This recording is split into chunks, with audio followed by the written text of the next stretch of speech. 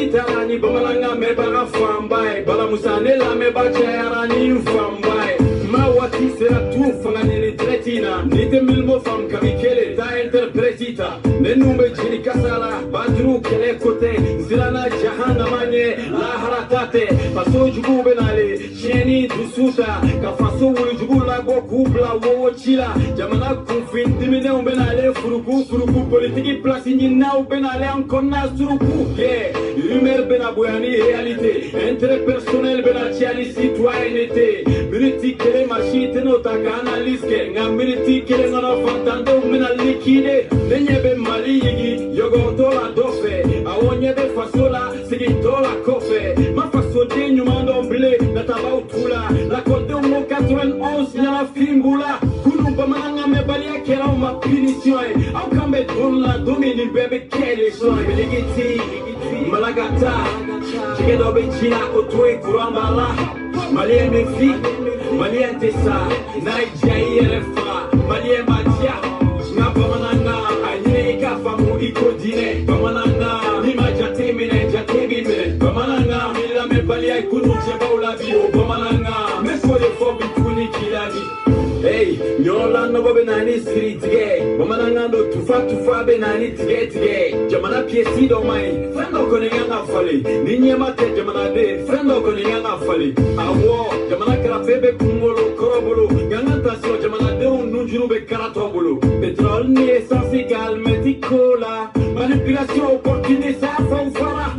Kambolo bobo dobolo kado doare bolo. Non de alternatie au sentala. Jombe na shini jadi plan foire Faso kanu sarai kontra boire Limita donale Jigitiga donale Bebora kalama kutru Tigi bete bomale Nesfora ko Sansiena na Guru bana Esansi bana Fama de un bora ka fantan de uto Anjama ka chame mokumba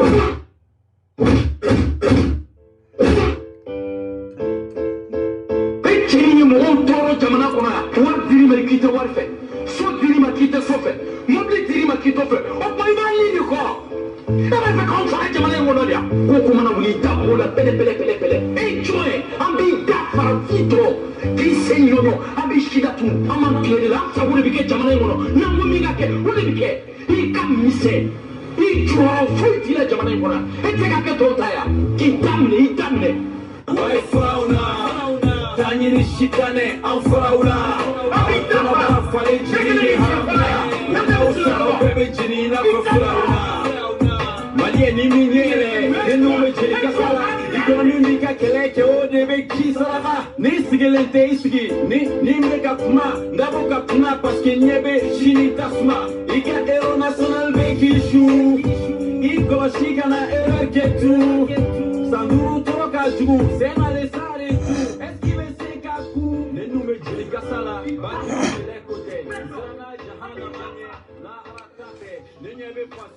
Salut Internet Malien an soma antle anula ansu ni bastawla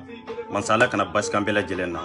abalmanke do ras 24 anti sigante nyina en tant que nanko ko Mali anti sigante nyina en tant que nambele link se ka hakilna nofe anti sigante nyina en tant que ambe manga fitini ka hakilna nofe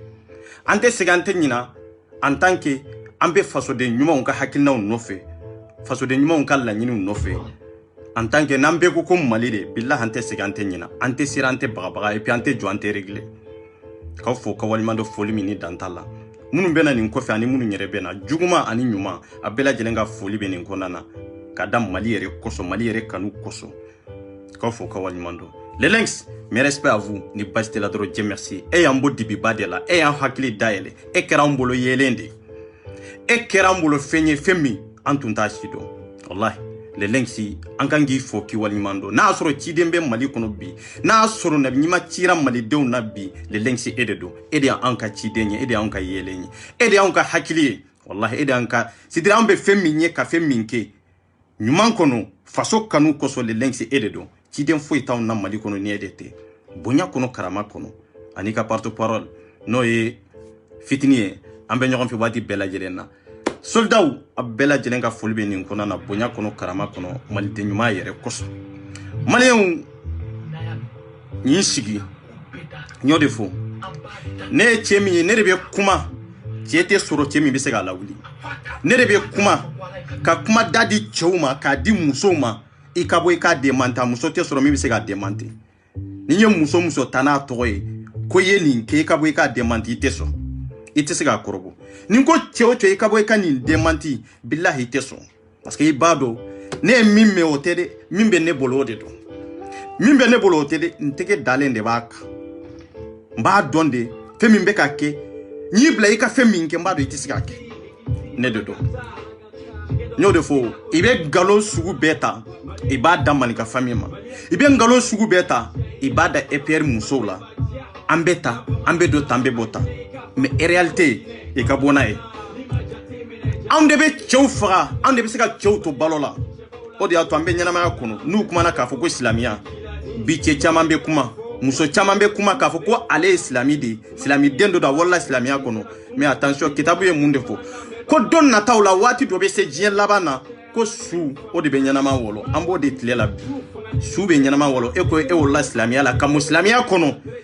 silamɛya sariya silamɛya hakɛw la tangani e ma se k'o kɛ silamɛya sariya ye e faga k'a sɔrɔ e ma sa fɔlɔ e bɛ ka mun de wolo e mana den minnu sɔrɔ o kɔnɔ o ye mun de ko su bɛ ka ɲɛnama wɔlɔ donc su ka ɲɛnama wololi n'i y'a bɔ CDR international kɔnɔ m'a fa mɔgɔ tɛ sɔrɔ a la dɛ mais a ka dɔgɔ mɔgɔ min n'a ma ko kɛ ko min ye silamɛya la gosi n'a ma ko kɛ ko min ye damatɛmɛ wale ye silamɛya kɔnɔ n'a ma ko kɛ ko min ye damatɛmɛ wale diinɛ kɔnɔ n'a ma ko kɛ ko min ye damatɛmɛ wale a yɛrɛ n'a jɛɲɔgɔnw cɛ olu de bɛ n'u sigi bi k'a fɔ k'olu bɛna silamɛya de ta anw ye olu de bɛ n'u sigi bi k'a fɔ k'olu bɛna diinɛ ɲɛfɔ anw ye wa olu de bɛ n'u sigi bi k'a fɔ ko anw ye kafiriw ye kafiri kun kelen wallahi a ka fisa ni silamɛ jahili ye wallahi kafiri kun kelen ala bɛ yafa o ma ka tɛmɛ mɔgɔ min ko ne ye silamɛ ye i tɛ walimuso to ye mɔgɔ min ko ne ye silamɛ ye i t'i jɛɲɔgɔn muso to ye i t'i baarakɛla muso to ye anw ni ninnu bɛ se ka kɛ kelen ye anw n'an ka kafiriya fɛn fɛn an ko faso an n'an ka kafiriya fɛn fɛn an balimaw an teriw an jɛɲɔgɔnw an baarakɛɲɔgɔn musow balimamusow an y'olu lajɛ k'u to yen an n'an ka kafiriya fɛn fɛn nka aw minnu ko k'aw ye diinɛtigiw ye aw bɛ taa hiji aw bɛ taa sali aw bɛ sunkalo a tile 30 aw b'a sun ala kama kira kama aw jogow bɛ di bi aw yɛrɛ bɛ taabo ala maliw billahi n bɛ ninnu faga n ye n kali ala la ni cɛ ye arasibadi ye n ye min fɔ a ka bɔ a ka demande arasibadi dɔrɔn tɛ dɛ même baraje tɛ se ka nin demande ne ye min fɔ k'a fɔ ko arasibadi y'a muso ɲini depuis faransi a fo mali kɔnɔ wallahi a tɛ se a cɛ tɛ sɔrɔ CDR kɔnɔ cɛ min bɛ se k'a demande n'u bɔra k'a demande ni ma bɔ ni muso photo ye ani muso ka vocal ye fɛn bɛɛ ka kɛ nkalon ye an man kunnen don i ko an man ka fɛn dɔw lajɛ an k'u to yan kan'u labɔ mais ani a t'an bolo olu tɛ kelen ye dɛ n y'o de fɔ n ko kɛlɛ ma daminɛ billahi kɛlɛ ma daminɛ aw bɛ cɛ minnu kɛlɛ aw bɛ association min kɛlɛ aw bɛ maninka min kɛlɛ aw bɛ EPR min kɛlɛ ka maninka fan min kɛlɛ a y'a ɲini k'a dɔn fɔlɔ yan'a k'anw kɛlɛ mais aw m'a ɲini k'a dɔn a y'aw ta k'aw tura aw kan ka dɔrɔn k'a fɔ aw b'anw kɛlɛ anw tɛ kɛlɛ dɛ anw tɛ kɛlɛ billahi n bɛ n kɛlɛ ala la aw bɛ n kɔnɔ dɔɔni an balima minnu bɛ yan n'u ko ko le 10 janvier i b'a fɛ ka bɔ ka solution ɲini maliko la an k'olu lamɛn fɔlɔ parce que n'i y'a mɛn anw jamana de don n'i y'a mɛn ko anw jamana de ba sigilen don c'est très important an k'a dɔn arasibadi yɛrɛ ye mun de ye mun révolutionnaire façon don après an bɛ continuer an bɛ don discours tɔ la voilà an ka taa. le 10 janvier mɔgɔ mɔgɔ bɛ mali kɔnɔ k'i b'i yɛrɛ Modibo Keyita la k'i b'i yɛrɛ ye i bɛ fɛ mali bɛ gɛlɛya min kɔnɔ bi bamananw ko daga bonya bonya a datugulan bɛ sɔrɔ e kɛ manimatɔ kasi a tɛ sɛdenni fila sɛgɛ la Mais Arasbach est dans le problème. Le problème posera tout de aller pour nous, nous sommes dans la solution. C'est pourquoi on sait gagner. On me voit tout de on me go de fond. On m'a ambina pour notre gamina. Le 10 janvier, le peuple va donner la première réponse. Je sors du pays ce week-end et là, la semaine prochaine, je commence le traitement qui va peut-être me prendre 3 à 4 semaines à l'extérieur. Donc, on met pour le ça va n'aller au traitement dans le monde qu'on fait. Au lieu de Kafo, qu'on y croit dans tourner, donc on bona, donc on gagne, donc on yenda, bay tafo, ni a folé zay, à la capeka do timeni, do mon, au cas do Kenya la kamimata, à la kamimasi. Bien. Aw yɛrɛ ni ala cɛ mɔgɔ deni marifa b'i ɲɛsin ma mɔgɔ deni armu b'a ɲɛsin ma k'a fɔ a bɛ n'i faga ni e bɛ solution ɲini k'a fɔ i bɛ n faga kun min na est-ce que o kan ka kɛ mɔgɔ yɛrɛ b'i sigi k'o lamɛn i kan ka solution de ɲini a t'i sɔrɔ cogo min k'i faga i b'o solution de ɲini n'i tilala waati min n'a ma se k'i sɔrɔ k'i faga i bɛ solution ɲini kun jumɛn de y'a to n'a b'a fɛ k'i faga bingani bɛ kɛ ka kɛ jamana kan a bɛ ka kɛ jamana ka armée ka kana bi olu kan i bɛ k'olu faga waati min e ko i bɛ k'u faga ni kun jumɛn i bɛ k'u faga ni daliluya jumɛn e bɛ k'o solution de ɲini e bɛ k'o bɔyɔrɔ de ɲini ni e bɛ tila o bɔyɔrɔ ɲini na a b'a sɔrɔ i tilala an ka sɔrɔdasiw la i tilala jamana la o ye Arasba de ka hakilina ye yanni e k'a fɔ i b'o bɔyɔrɔ ɲini fɔlɔ de Arasba de e tun kan ka solution de ɲini an ka sɔrɔdasiw bɛ kisi cogo min i bɛ kisi cogo jumɛn de la i kisi cogo e kan k'o de laɲini sisan e kan ka solution ɲini o de la n'i ye kisi cogo n'u kisira waati min an bɛ sigi source bɔra yɔrɔ jumɛn mun de y'a to ni attaquement kɛra an tun kan ka nin de kɛ n'a sɔrɔ i mago bɛ faso la de n'a sɔrɔ i bɛ fasoko kɛlɛ de la n'a sɔrɔ discours dɔrɔn kalannen tɛ Arasba o de tun kan ka kɛ nka e mako bɛ mun de la kan'i sigi dɔrɔn k'i ka discours grand dossier k'a kala o tɛ solution ye o tɛ meilleure solution ye en contraire n'o ma jamanadenw la fitina n'o ma rebelliw ɲɛ don Mali la et tɛ rebelliw ɲɛ don Mali la dɛ wallahi n'o ma kɛ sababu ye k'an ka armée détruire et an ka armée a t'u kunna wolo dɛ aw y'a ye Arasba bolila ka bɔ Mali kɔnɔ a b'a fɛ ka bɔli mun de la a b'a fɛ ka bɔ nin manifestation in kɔrɔ parce que ale ko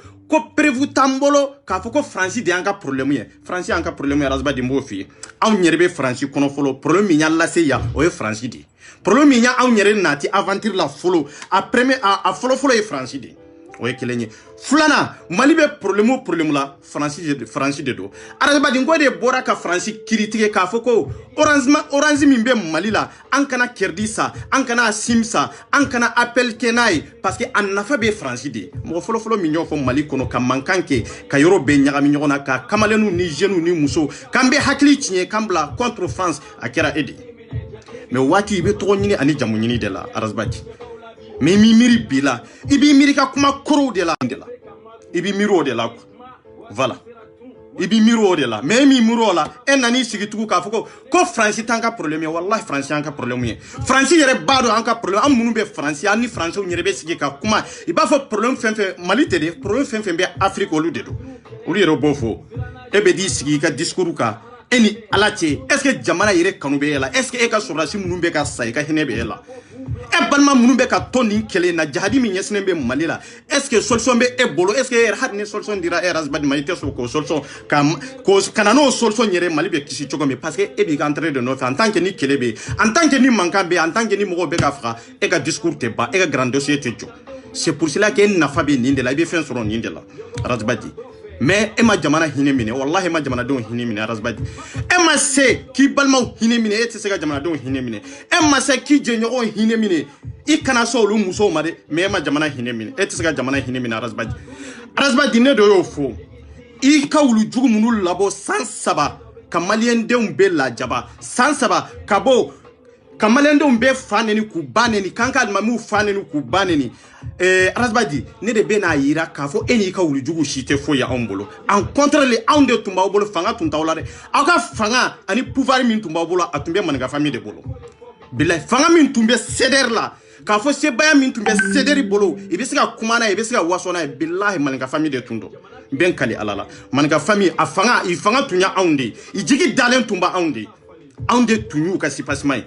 voilà n'o tɛ se tɛ CDR ye dabaliw t'u ye kuro tɛ t'u ye kalankɛla t'u la dɔnnibaga t'u la kodɔnna t'u la bilahi ɲan kali ala la CDR du monde bɛ CDR ma bɔ CDR la de parce que n'i ko Arasba CDR de don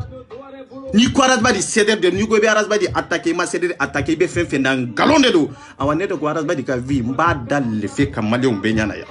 ne de ya fawe nko ceder Francis président ko Arazbadi bora no fe maw ya doro na kuma chaya ne te mo la meon ien ta privé la o ien wele o ne te mo écouter ça ne ba do minye mba do mimbe simaga ba kalama simaga yere ba kalama mimbe ceder ma chama mbe ibe ni kalama mais bolo ne ta kalama nyo de fo ne buka inbox de kono e ma fo ko le links te ya o invisible mais le links be de yoromi net siga do ende mais ne be de yoromi wallahi Arazbadi auto yoro e fo ka jinwi Arazbadi nan ko Arazbadi ye jato e ko islami te cederi yere te islami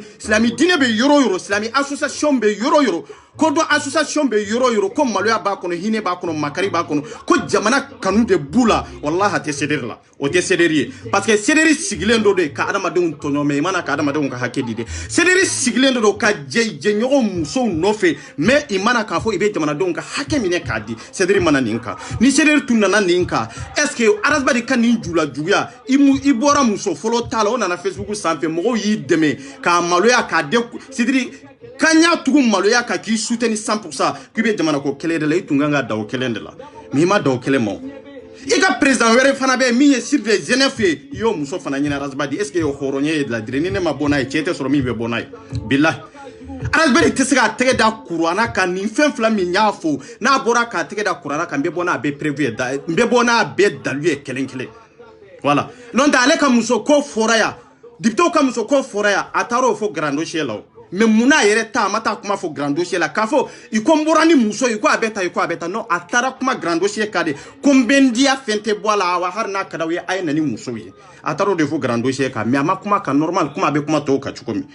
ika jula juguya ni de ba yira malien dewna ibe mina wo kono malien do nte min kala malien de be bonay Arazbadi nyo de fongo mo mbesegi detri a chete sura musote sura ni ne 24 te wallahi awai ka wulu jumu numbe iba fo jene folo jene mata solution nyina aka furu kola nyo de fo jene o nko aka furu abe furu mi na be petiti de la I to furu de kono kata furu dola voilà ne kuma min fo amateme barma do ube borama de do amatema atlola de aya menye kuma min fo tande do jene ya wele solution masile ka sura la odi ato jene fere nyini ka vacances ta kata Bamako wala sa akata kuma ni burama c'est pour cela que jene déplacer la kata jene baro ne be kamin fo wallahi jene hari sura farla kuma kamina auto me mankamina ne ba kalama jene ngone masiba de jene ne man ni ko be man ga famille kele mbe min fie ibi labe nyana ma kwa mais labe ni chugo mimba aw ni Arazbadi bolo aw tisega awon kelen kwa jene etara solution de nyini ni burama tie parce que burama ya munde fie akone yu furude mfa beka ne yu furude ki sembo video kela mfa beka nani mbabe ka nani nka kabila beka toro mo boku faune ni mo boku bauna ni na sura kera tande furu mata roja furu ka dabla jene ngo kuma de fora ode forie telephone na ode forie ini out mbe communication na girna ka vacances ta kata Bamako itara munaye parce que iba do ne min fo amatme burama tloka et puis mangalon fana burama ba do adona furu de ka feba ye seta yo wori ba ku wori ta ko adona furu were de ka obe fo de wajibi jene mbe bona ma bona dossier fo le de yo de fo mawde digle ba on kanka halbi ka fo ko kele maseni ndegere la ka fo ko ambe mawwe ba ko kele maseni ndegere la ka fo ko ambe boni mawye ku ka furusa me jene mbe nale ebe furu mi na hakila ebe to ala de burama ya yere tuku kado ninka epiye burama fana nege kado ninkande adunya fiye jene ngonfa be kanani mbabe kanani madabo ninka mane hakila namfurula femiye video ke ebe doni mbwala femiye bingani folo yitumbe kuma kanjugu munum fo ku chari mola ebe dobwala me burama yifuru laidu de be ni burama che wallahi mben kalawle laidu de be jene ni burama che kana Arazbadi kaliti Arazbadi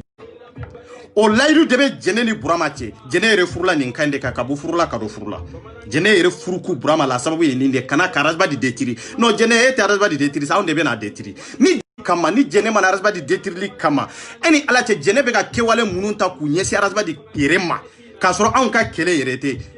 mbalmo ay siga o kala ji yani jene ka furu jene tunte nunko mais ne ya ke sigere do parce que burama kele ma Arazbadi fi atafe et puis jugu folo mi Arazbadi la o burama di menia jene tarafura la contrat do hakina do ni tableau do inana Arazbadi détruire parce que Arazbadi yo mo tonyo ayam mo tonyo amana ni mo sika hake en contre la be ka mo de ka hakimini Arazbadi kelende a jenyo aka président do be ko sur de Genève afana yo eche balma billahi hawo be Arazbadi ko ta don sa aw be arazbadi nofe aw ta do arazbadi minye ne de ba do nyo de fo dani na be keleke aw kana attaquer awna na be keleke habibu cham jene na be keleke ay man ga famille la jaw ku toy ay malien do la ja aw ku toy nonte aw borani mugo ka vie privée kana bla réseaux sociaux ka aw ni mamunun ka suru aw balma na sinju na mabona ka vie privée fembe ka kengalo yen kali alala ambe bona be kelenkele et puis amna be recherche be nyona et puis abe fana bambolo nyo de fo yo suro mabonika e mabona ka du photo e dani e de ko sobe ebolo e de ko sauf la be ebolo sauf la de jolembe ebolo e ti obenyarabo o tenyarabo no kani reste ka message ti sa ne te ninjo sa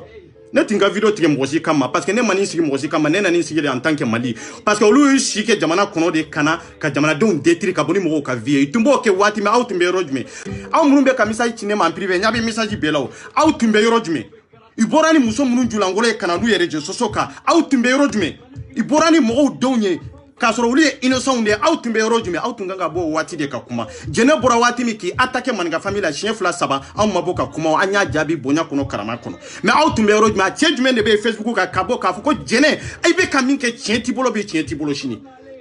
aw mabo parce que on debe ka dora manka debe ka ndini est ce que aw bora ka kuma aw mabo ka kuma munana aw mabo ka parce que aw be sura u dabarani na aw be sira de jene nye ka chien fa na aw be sira daniye ka chien fa billahi ante surunyi aw mununu gerlembe nyogona aw mununu be nyogon kono na ta fe aw kam maluya billahi mbawla maluya kelenkele parce que mba doras ba je minya on ta sutura ngalon ka tugo parce que jene ani dani imam ma si sutura hari chien ka imam ma si sutura surtout ngalon fi ka ta ka siri mo wala ngalon fi ka ta ka nyeshi mo ma nonte ijenye ko ndobe bi ayerebe ku defamba to fo yanta to fo nga video la parce que ibe mo de to fo ga video la mo mini na fa bala mo mini abe kodo mo mini kala bala mo mini donia bala mo mi na ba ta chugo na chugo do ibe so to fo ga video kono me bimba to fo kada kunjumende ka aya fo awa toure ko jondi borana ka video aka julangolo video mo mi borana e cédéri mo de ne de bato ne 24 de bato cédéri de borana mais awa toure to kala mo parce que a te fait un kalama quoi ibe bo na ka die chugo mi parce que ne ti jabe ne ba do ite ko kalama quoi voilà mais ka yiri la ni yoro la ka ko cédéri mo yire de borani ka vie kana bla réseaux sociaux ka de mo mun borana e de cédéri mamburu de ni to do mbo vie voilà mais qui ta ke buni bela e ba on soro nye fe quoi parce que amba do ci te la quoi voilà e be sa jonya de kono ala ida o jonya kele inde kono quoi donc mbete me to la aw ba do arazba die mo kalte minya aw ba do arazba die dani su kabla adama do na chugomi sansaba le sabati sansaba kalo sabati wallahi aw ba do jenenu mutumbe ga adama do ntonyo chugomi ye fe min po islamia ma habibi cham ere fe min fo islamia la wallahi an kulami ngomba u faganyen kali alala ay tarazba di nyininka siri de jenefu muso kunjumende ya to na taro fana nyini ayo nyini kada daluya jumende ka na ayo nyini kada kumi ngade ayita nyini nga folo na oya nyini nga wati mi aw bena oni man nga famille be kele aw bena ana onyere ankanga jo ankanga ta sidiri ankanga ta sira mi ngade ambe to ta sira ka nonte horonya ni dambe o kelen tawla sederi mambu be horonya tawbol ni horonya ba bolo araberi be ka ga president muso de nyini aw manga ka to sederi kono araberi wele ka tiere fa me tiete ska fa halba obo jikulu kono eska we horonye mar muso ngo eske hora ko mo ken no araberi da president a president su gona da su ya ken muru banambani susi president nya ke hagara Kenya mu eche wallahi billahi haga magana titone na garinya kwa razba di danga non tena gari ko na tamunya kadanga ngati cederi France mbe president haraga na message nun kingente moi je m'en fous ça nya ga message nun ci bana voilà awo bundo benya na tasre bane su jabini cederi France president nya ke bare be ga passa dinke wato nga tu gelib makoma yere ma France yere nga su xale mais awagan tamundo na razba di dekiri mais razba di xago na musoron ka vimbu non di mania aga goina kun wandi yakku wandi remo wandi giranya garunga akan chagina soron ka warana li kunna ni tawo sino sikino gondi wona soron manu kai wona garenye tu soronga wodi kana jeni do soronga na likum bagane na likum ta gondi réseaux sociaux kama na din jeni do karsai hari hora gondi har dambendi kemanya silama gondi hari kemanya hari kafir nun kendi mani ke dabarni me ku anto kun islam ni ko mo ito ku man ga famille ni kafir nga haro ku benu ngali kafir nun ngade itigan kan neke no gondi wallahu kun take dabarni parce que wato hari kafira gon gondi ya gunga no gondi me kumbe nu gari tu yaga kata silama gunga dino no gondi ya gunna kinya di sutura en na ya no gondi da ko sutura ma sire banen tano gara sire sutura sire banen tano ga hinne sire banen tano gara hibe hakken kene da su hakkel laga banambane awai kenu kapalle mondi gonya le manchu banambane hora go kendi dambe o kendi harbe akuna to ma ho karazba di dangane araba di aiska ana hajba ni kan hana magano be ko intengo kata jamana lemu na hanya jamana lemu go difficulté be no go tora be no gondi kan ne be go na nyan na kenki danga na udu baki kama manke ni mega gara soro organiser na liku ngara kun kama in kenya ni viole ni yakum viole ni ire mun violanke ni me woni yakundira mulwe viole est-ce que frère wo ken no gondi ba est-ce que kapo ken no gondi ba est-ce que hinna ken no gondi ba dino se ene ken kama ba donc man ga famille ni kafiri nga gelo ko aga ni kafiri nga gujuku hetigi na asoro nye kafiri wallahi ni ta an jogo na asoro awde islamiya na asoro islamiya ni ndefo okoro ko sube kanyana mawlo to hure ngoyna ngani tenchara ken ni angara ho dabari islama gondi islama gon sharanga kan kalli sariya gan tanore ango birena ken no ni makallanga langa wati be kenya to hure ngoyna ngani tenchara ko donc serer no gondi hure nduro nya no igoyna ngani to mbangandi ko voilà cedric konana sudama de be nube ka nyana mawbalo voilà habibu chamu horonya aw ni dani horonya kisekelen tawla mente jigawla aw ya rasbadi de la kami ba nyemo de bolo voilà aya habibu chamu lame ale tunye ale comme ko maninga de be dine contour la dine contour habibu ere maninga ka kuma iya valide ka fu maninga be kami for tande de wallahi anata mena leo compris et ça c'est une réalité donc il y a wadilu fou là quoi. C'est-à-dire que Aramadou Hakli Mineleno Mali kono ka be cerveau fra. Bien, ko dokera wajuli fula slami den iba slami fa slami e kani sigi ka fo ko wajuli kan ko dekoro la wajuli kan de kera sababu ka Adamadow la salaya wajuli kan de kera sababu ka zon chaya wajuli kan de kera sababu ka jeniya chaya wajuli kan de kera sababu ni dulum yoro chaya wajuli kan de kera sababu ni nyon fra chaya ah continue ngata J'étais fait ayo digi dalla haraka ni sare be do janaba kono be do arjina kono ka mo la sran ku bambarama ka mo la sran ku banga réfléchi ka mo la sran ku banga wuli ka nyenyini min na fa be se jamana kono deuma ndi la par exemple fo j'étais fait mais bi kramote min te smartphone te mimbula compris voilà et ça c'est ni awiyame donc ni nun le links ni nun ni malinka yerere jonde horo nye jonde islamie jonde ladiriye kuma kanu ayu lamide na soro horonya be mogomina na soro jamana kanu be mogomina na soro islamia kadi mogomine maninka ka kuma ni ma famu ibena ambila famiala mais aw kana na wisigide ka fa be kuma au nom de malinka au nom de EPR au nom de malinka famille ka fa be na fendo de expliquer ka do Adamadenw kuna ka soro aw yereta ke wale do aw yereta do kuma fora kun kama aw to don yere voilà malinka supporter ni nyorola ninkera o ya soro itumbe maninga famila me maninga e ni fo kada kunjumendeka akoko ko wajulu kala munun be anka doni kala munun be na ko awbe kuma demsonu fe na awbe kuma jenu fe way islamia e chi islamia munde folo islamia e horonya di wallahi horonya di do parce que ni te horonya tika ke islamia nyumanye horonya e munde mo min bi bajene ala o horondo di o islamia jogo nyuman do di horonya jonya mo min bi ba wali tama ka mine jagwa ka dube ka fenta feminti tay ka do fenna feminte horon kanga horon manga ka do minna de ikata yo kono wallahi tika islamia matrafa c'est ça islamia yininde akona ya fo jenou ye ka fo ko aw kana fenyini femi na o ka fanga akana fenyini femi na bena junubu sura kono aye tioda do de yurula tioda me bisika bara sura kono bisuku yere bala kono nga wajuli kala ba fode aw kana ninke ni harame alendo akana ni barake aw kana do nyoro aw kana fanga ke ka fenyini femini alama dima alama ni fo kitabu kono no ala ko beka fem benyini ni fanga anika hakina anika kechugo ni se dronde ikani no dama yere me bengani mafa kono femere mafa kono me na ko jenu ma ayaw sigi ni alay gadige mina iba soro o yede inda na foire de inventer jamana kono oere nana ni entreprise mi bena ni bengani ni swaliye c'est ça la vérité maninga mi faut tendre donc voilà aw ba fuye ka tla ka solution de duma ni ko karsa kana sunyalike ibe bara de dama be baraki mais ni ko karsa kana barake bara mi bara harami alendo akana barake bari kono akana barake boîte kono adu sigilendo do abalma o bablo shinju bablo muso bablo be balo chokodi Allah ba mbena fenke femina na sigilente solution to bol olu bolo mori munumbe ni kuma fo idalembe rojume olu be mimbari min sanfe glomina o de o mimbari olube mimbari munun sanfede am munun be bara la bari kono am munun be bara la jamana werew la am de ka worbo mimbari la am de ka worbo misir la kajo mais utana ni solution yo waji kila foite minna na ni solution yo imana ni solution yo mais be ka wori mine fambe à droite à gauche mais i t'a dɔn o de bɛ ka sɔrɔ cogo min n'aw kumana yɔrɔ dɔ la a ye na ni solution ye ou bien aw ka kuma ni jamana ɲɛmɔgɔ jamana dirigeants ye i ka fɛɛrɛ ɲini ka entreprise caya an denw ka kalan di ka diplôme b'u bolo an den minnu bɛ yen n'u ye arabu kalan kɛ n'u ye kalan wɛrɛ kɛ i ka fɛɛrɛ ɲini k'u dɔ baara la mais aw tɛ kuma n'u ye mais aw kana fɛn kɛ fɛn min ni ala ye yɛrɛ de m'aw garijigɛ la ala m'a garijigɛ la nin b'ale kunna parce que ni sara i bɛ kɛ tan ni sara i bɛ jɛni mɛlɛkɛw b'i kɛ tan i b'i kɛ tan i bɛ kɛ tan mɛlɛkɛw b'i kɛ tan o bɛ don adamaden kunna san ta i bɛ ka kumakan kɛlɛ la mais ne bɛ kɛ fɛn ye ni mumɛ ni hakili bɛ jɔyɔrɔ kɛlɛ non i y'a ta la ni marifa tira ou bien ni mankan tira dɔrɔn malien den be jabe tigɛ jatigɛli wɛrɛ tɛ o i b'a dɔn silamɛya min b'u kunna ani silamɛya min bɛ ka fu ya an'olu yɛrɛ ɲɛbɔ silamɛ ɲɛmɔgɔw la sira min kan fɛn saba de don si ni si tɛ kelen ye min fɔra o tɛ tiɲɛ o ye kelen ye filanan olu yɛrɛ bɛ ka min fɔ olu de y'a fɔ dɛ mais olu yɛrɛ t'o sira fana kan o ye filanan ye sabanan olu minnu y'u lamɛn fɛn tɛ olu ku olu ɲɛ b'a la minnu yɛrɛ bɛ k'a kuma fɔ olu bɛ sira la sira min ka jugu ni olu ta ye c'est pour cela que zone ni lagalagatɔ cayara n bolo c'est pour cela que zenakila cayara n bolo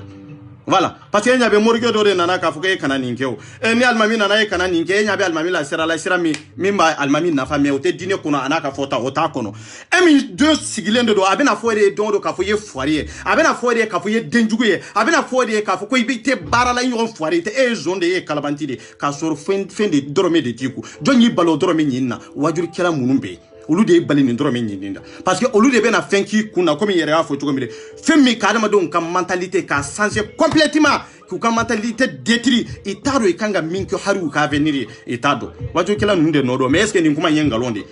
nkalon tɛ o sisan e bɛ n'i sigi k'a fɔ ko silamɛya e bɛ n'i sigi bi k'a fɔ ko diinɛ k'an bɛ diinɛ contour la aw na aw jɔn de bɛ diinɛ contour la an na aw jɔn de bɛ bi walimusow kan an na aw jɔn de furuw fara an na aw jɔn de divorce caman kɛ jɔn ye furusa caman kɛ jamana in kɔnɔ réseaux sociaux kan ka taa bila fo duguw kɔnɔ jɔn y'a kɛ an na aw n'a sɔrɔ hɔrɔnya ye tiɲɛ Dani n'i y'a ye n bɔra ni Dani ka so ye n taar'u ka so ta ka na n'a ye k'a photo bila Dani a video bɛ yen ne y'o de f'i ye ko ne 24 j'ai prévu bɛ taa ɲini ne kan Dani ne de bɔra n'i ka so a video bɛ yen Dani e de ko so fila b'i bolo Dani k'a sɔrɔ e bɛ du min yɛrɛ kɔnɔ bilahi a ye ka du yɛrɛ tɛ i bɛnkɛ ka du de don i ba balimaw ka du de don walahi aw bɛ du i bɔnna du min kɔnɔ ka kɔrɔya kɔnɔ Dani n ye so min publié ta Dani bilahi o y'aw ka du yɛrɛ de dɛ mais i mɔnna i bɛnkɛna de la parce que so t'i bolo somɔgɔ t'i la balima t'i la tere t'i la. C'est ça la vérité. Parce que i ka denmisɛnniya la i ma se k'i diabo fɛn minnu don n'e bɛ n'i sigi réseaux sociaux kan k'a fɔ n ye muso kɛta n y'a kɛta n sira fɛ n y'a kɛta fɛn wɛrɛ tɛ o denmisɛnniya kɔnɔ e m'i diabo denmisɛnniya kɔnɔ se tun t'aw ye denmisɛnniya kɔnɔ i tun tɛ difficulté de kɔnɔ mais i kɔrɔbalen de nana Faransi kɔnɔna na i nana ye i kɛra vidéoman ye n'i kɛra vidéoman ye o kɔnɔna na mɔgɔw bɛ ka 20 euros min ni 30 euros min ta k'a di e ma o de fana kɛra e ka nafolo ɲini sira sɔrɔ ye o de fana kɛra e ye tɔgɔ sɔrɔ o kɔnɔ ka muso sɔrɔ o kɔnɔ i mana muso min sɔrɔ o jagoya i bɛ waso n'a ye kan parce que e ma deli ka denmisɛnniya kɛ i ma deli ka vie kɛ an minnu y'an tan kɛ denmisɛnniya hali n'a sɔrɔ i ka kɔrɔ ni ne ye an minnu y'an ka vie kɛ Mali kɔnɔ ka tila ka na kɛ yan an ye muso caman tigɛ an ye fɛn caman kɛ mais an bɔra ni jɔn julakola ye ou bien an nana an sigi k'a fɔ ni karisa bɛ ɲɔgɔn fɛ ou bien ni karisa y'a kɛ tan non an ka mara n'an ka diinɛ a n'an ka danbe a n'an ka hɔrɔnya o de t'an permettre n'an bɛna nin kɛ quoi mais aw ko k'an bɛ silamɛya contour la ko Arazbadi y'aw ka alimami ye Habibu y'aw ka alimami falaku ye jɛnɛ o bɛ sali wele aw nɔfɛ e Dani yɛrɛ e b'i jɔ o kɔfɛ ka sali aw ye mɔgɔ hakɛ joli de ka vie tiɲɛ jamana in kɔnɔ yan a ye mɔgɔ hakɛ joli de ka vie détruire jamana in kɔnɔ yan a tɛ ban voilà e bɛ n'i sigi e bɛ waso muso b'e bolo e bɛ muso nɔfɛ i bɛ gorobinɛ nɔfɛ i bɛ gorobinɛ nɔfɛ i bɛ gorobinɛ minnu nɔfɛ ne y'a fɔ i ka gorobinɛ dɔw ye o n ko jɛnɛ ka bɔ a ka n'a kuranna de ta k'i kali den minnu b'a bolo ko jɔn de denw don a ma se ka kɛ o n ko a sumaw ma n ko a ka n'i kali n'a y'a sɔrɔ ani e m'a da est ce que a sera k'a kɛ de yan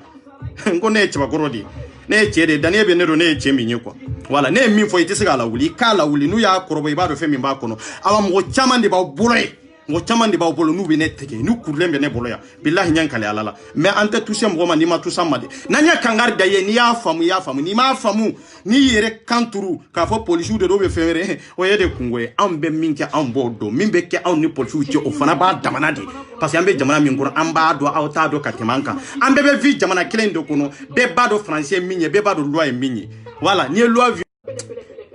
grand frère a kɛ ala kama i ka nin dabila n'i ma nin dabila bilahi n b'i bloqué ɲɛ kali ala la ka n'i ka message ci ma kana wele ɲɛ kangari da ye o voilà ne ka information minnu ne m'u sɔrɔ e la c'est pas ton problème quoi e k'i da bɔ a la ne ye n t'aw sɔrɔ cogo min n b'a dɔn Dani ninnu y'u su kɛ ka mɔgɔw ka vie détruire est ce que aw bɔra ka kuma di yan aw bɛ céder kɔnɔ an ma bɔ cɛ kana to ni bi dɔgɔya pour rien quoi vraiment franchement quoi aw kana déranger quoi n y'o de f'i ye quoi bonya bɛ yen bonyamasagi bɛ yen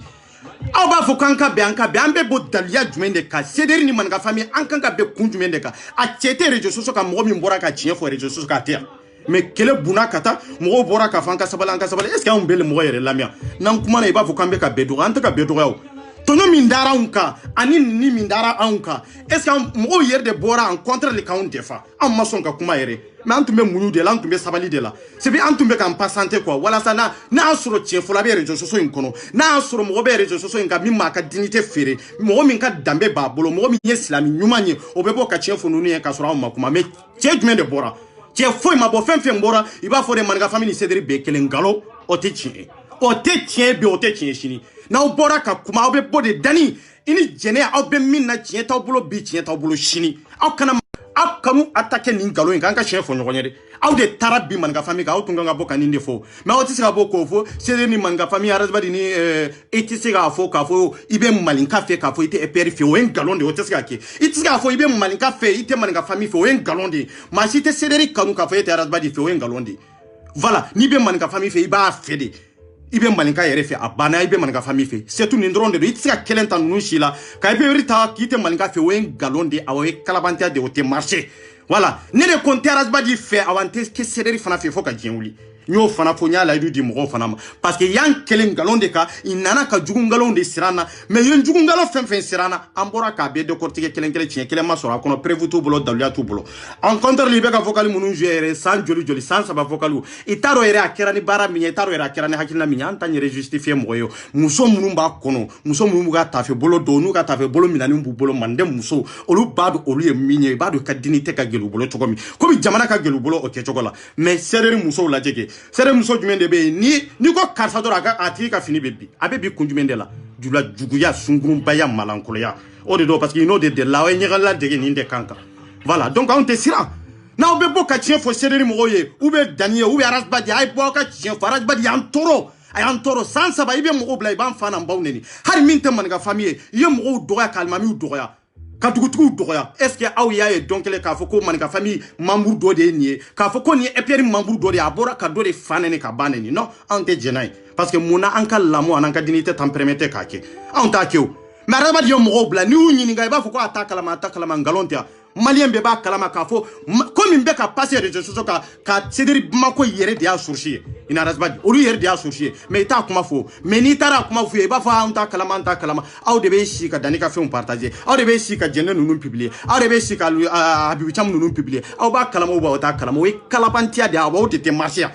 o de tɛ marcher aw ka fanani n'a ka banani de tɛ marcher a bɛ dabila yan réseaux sociaux k'a bɛ dabila wallahi maninka famille b'a dabila billahi an soldat minnu wulila k'a fɔ an bɛ nin kɛlɛ in kɛ fanani banani billahi dani aw b'a dabila ne de y'a fɔ n'aw m'a dabila n'an mana n'aw ka lebu ye n'an m'aw lebu aw n'aw jɛɲɔgɔnw ani minnu dogolen b'aw kɔfɛ an ɲɛ b'aw bɛɛ la kelen kelen n'an m'aw lebu an ka kɛ an fadenw bɛɛ ka ɲɛmɔgɔden ye ou bien aw kana tiɲɛ fɔ maliyɛndenw ye maliyɛnden minnu bɛ yen hali minnu tɛ nin kɛlɛ in kɔnɔ aw k'u lajɛ k'u to yen i ka bɔ n'u ka nisɔndiya ye i ka bɔ n'u ka mariage n'u ka anniversaire ye i ka bɔ ka n'u ka sinapu kɛ réseaux sociaux kan aw taw tɛ aw ma surunya ka kɛ aw ta ye arasibadi ta tɛ aw ta tɛ en contre la aw ma kala dɔnni yɛrɛ t'aw la surtout aw ka maaw manqué aw ka se ka jɔ maaw ni réseaux sociaux sanfɛla cɛ maaw ni Facebook cɛ o ye molobaliya de ye a tɛ marcher a bɛ dabila voilà a bɛ dabila de n y'o de fɔ n'aw bɛ bɔ ka tiɲɛ fɔ n'aw b'a fɛ kɛlɛ ka ban kɛlɛ tɛ ban nin kɛcogo la o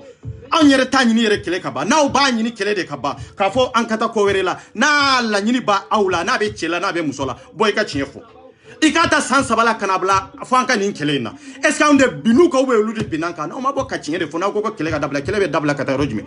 an b'a dɔn sujet t'olu bolo k'a bɔ an b'a dɔn u ka kuma ka da an y'u ka fɔta bɛɛ minɛ an b'a dɔn i tɛ se ka bɔ ka fɛn wɛrɛ fɛ mais i bɛ bɔ mun de la i bɛ n'u sigi dɔrɔn k'a dɔn k'a yira adamadenw na dɔrɔn k'a fɔ ko toujours olu bɛ yen non i bɛ yen mais est ce que u bɛ yan i tɛ yen parce que n'i bɛ yen n'i hakili tɛ yen dɔrɔn i tɛ yen n'i bɛ yen i kan ka na ni kunnafoni min ye ani i kan ka na ni hakilina min ye ani fɔlɔ i tun bɛ taabolo min kan n'i tɔ kan i tɛ yen o c'est pour ça que Dani tɛ yen Jɛnɛ tɛ yen Habibu Camu tɛ yen i contre bɛɛ mais est ce que hakilina min i tun bɛ k'a lamarcher i tun bɛ k'a ɲɛfɔ adamadenw ye est ce que o bɛ yen sisan o tɛ yen sisan an y'o minɛ u la o parce que anw de tun y'a di mais an y'a minɛ quoi anw de tun y'u bonya o kan ka mais an y'a minɛ quoi parce que an b'a dɔn k'u ka fariya k'a yira maliyɛndenw na k'a fɔ ko se foyi tɛ ninnu ye n'anw tɛ k'a yir'u la k'a fɔ ko fanga tɛ ninnu na hali dabara min fanga tun b'u bolo anw maninka famille de y'a di awa an y'a minɛ bi se t'a la i tɛ se ka foyi kɛ même Arasibadi sen dimi t'a la de k'a fɔ ko a sen de dimi non le lynx bɔra ka video min kɛ k'a bagabaga o video in de y'a to a sen fasa tigɛra n'a ko k'a bɛ boli ka bɔ manifestation kɔrɔ ka na Faransi yan C'est pour cela que non te kalo joli joli ni bana beera. Comme manifestation ika kono même pas manifestation mi bena atari un mois bon même pas 2 semaines. Ito kono banate nya dimité kungulo dimité foi ka fo e ka jamana kasina ka solution nyinala. E dumba mo de be e ko jekulu de silendo e kama e de to fana donen de histoire kono. Har ne masika solution nyini balma munun be i jonyo munun be leader munun be nu serra ka fara nyon ka mo ka bo jamana wero la ka bo be na Mali sauver. I be na solution nyini Mali ko la arabadi. E mana ke chogo jie bana bana mana e mine o konana e tungangi jode ay joni wati ka kenyana me muna yite so parce que maloya mini kololo mi mbeta kanyesi emade o de ato tsika kono Mali kono ibe boy ka jamana kono kata wali jamana were la awata ete Mali ete tsunya ka ke Mali munumbe ambu soutenir 100% 1000% ambu soutenir nan kan na foloy ambu soutenir nan nigne ambu soutenir islamien ambu soutenir kafirien ambu soutenir en tant que nanko ko Mali de wallahi malien do ndebe har na on be aventure la bi anjulu were de be an faw de be an baw de be an balmaw de be wallahi polci munun be ka sa gendarme munun be ka sambu soutenir 100% faw ka donde ka fo arabadi magote Mali armée la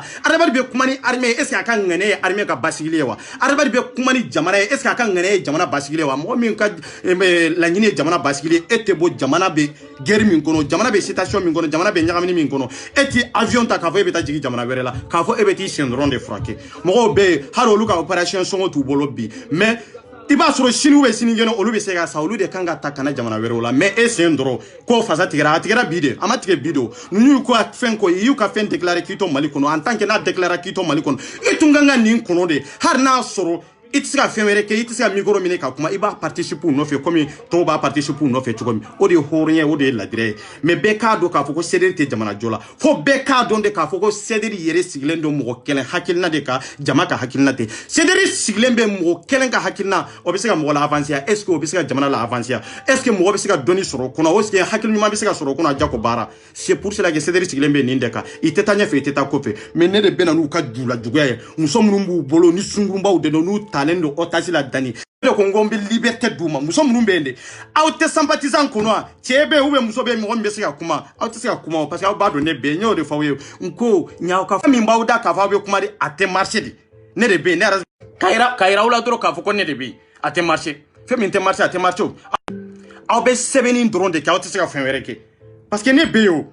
voilà do ebeni jo mundela ebeni jo imbe sympathisant fo mbenga groupe fo e groupe ni sympathisant ibe ende iteo chete mi bisika kuma musote mi bisika kuma parce que ne be membe ka yirela le ka fo ko vocal bote jamana jo vocal bote mo de franyo ka nafate vocal bola an nafa ki se kelente jamana de ka kuma be ni nyoro de ka non te ka vocal bakele ni ko de bene bolo yaw mais dongo do na kari nyembe se ka vocal do monte kala ele dongo do na kari nyembe se ka vocal mbeka na kari bi ntunte life kede ntumbe nka fin de bla life la nka 24 de bla life la ka vocal be je ka ele mais na fa jume be se malima foi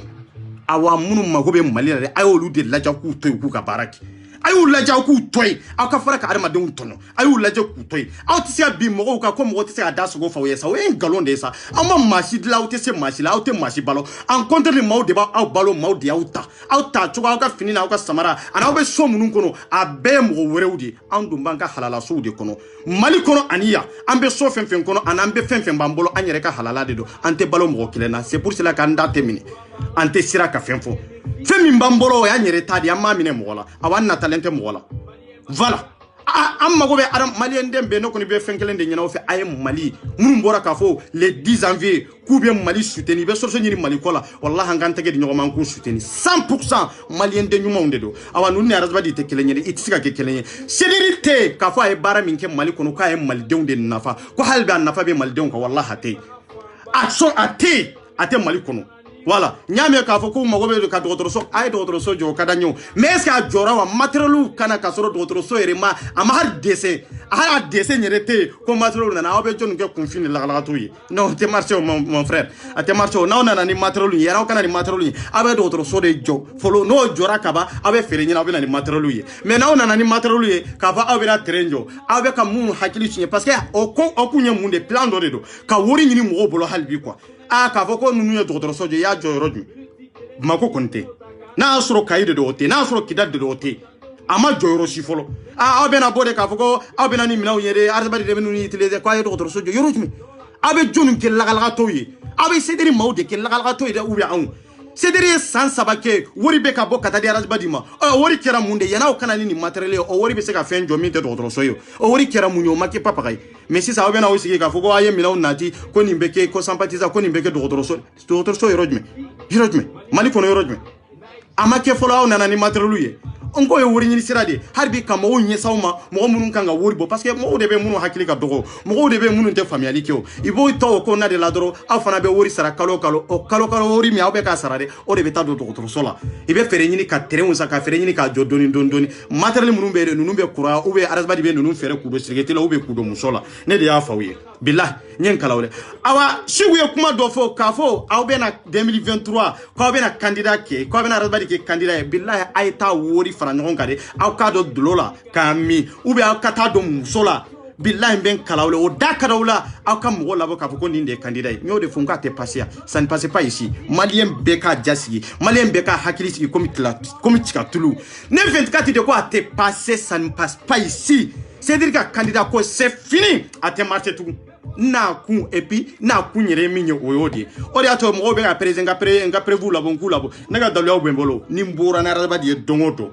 har n'a taara n'a ka papier ko a bɛ candidat kɛ i b'a fɔ ko non parce que i bɛ taa tribunal de la o directement i bɛ taa kiiri de la e b'i to kiiri la cogo di k'a fɔ i bɛ kɛ candidat e b'i to kiiri la cogo di k'a fɔ i bɛ maa choisi maa bɛ sɔrɔ mɔgɔ min ye ka tɛmɛ 2018 ta kan non a tɛ marcher fɛn min tɛ marcher de a tɛ marcher maliyɛnw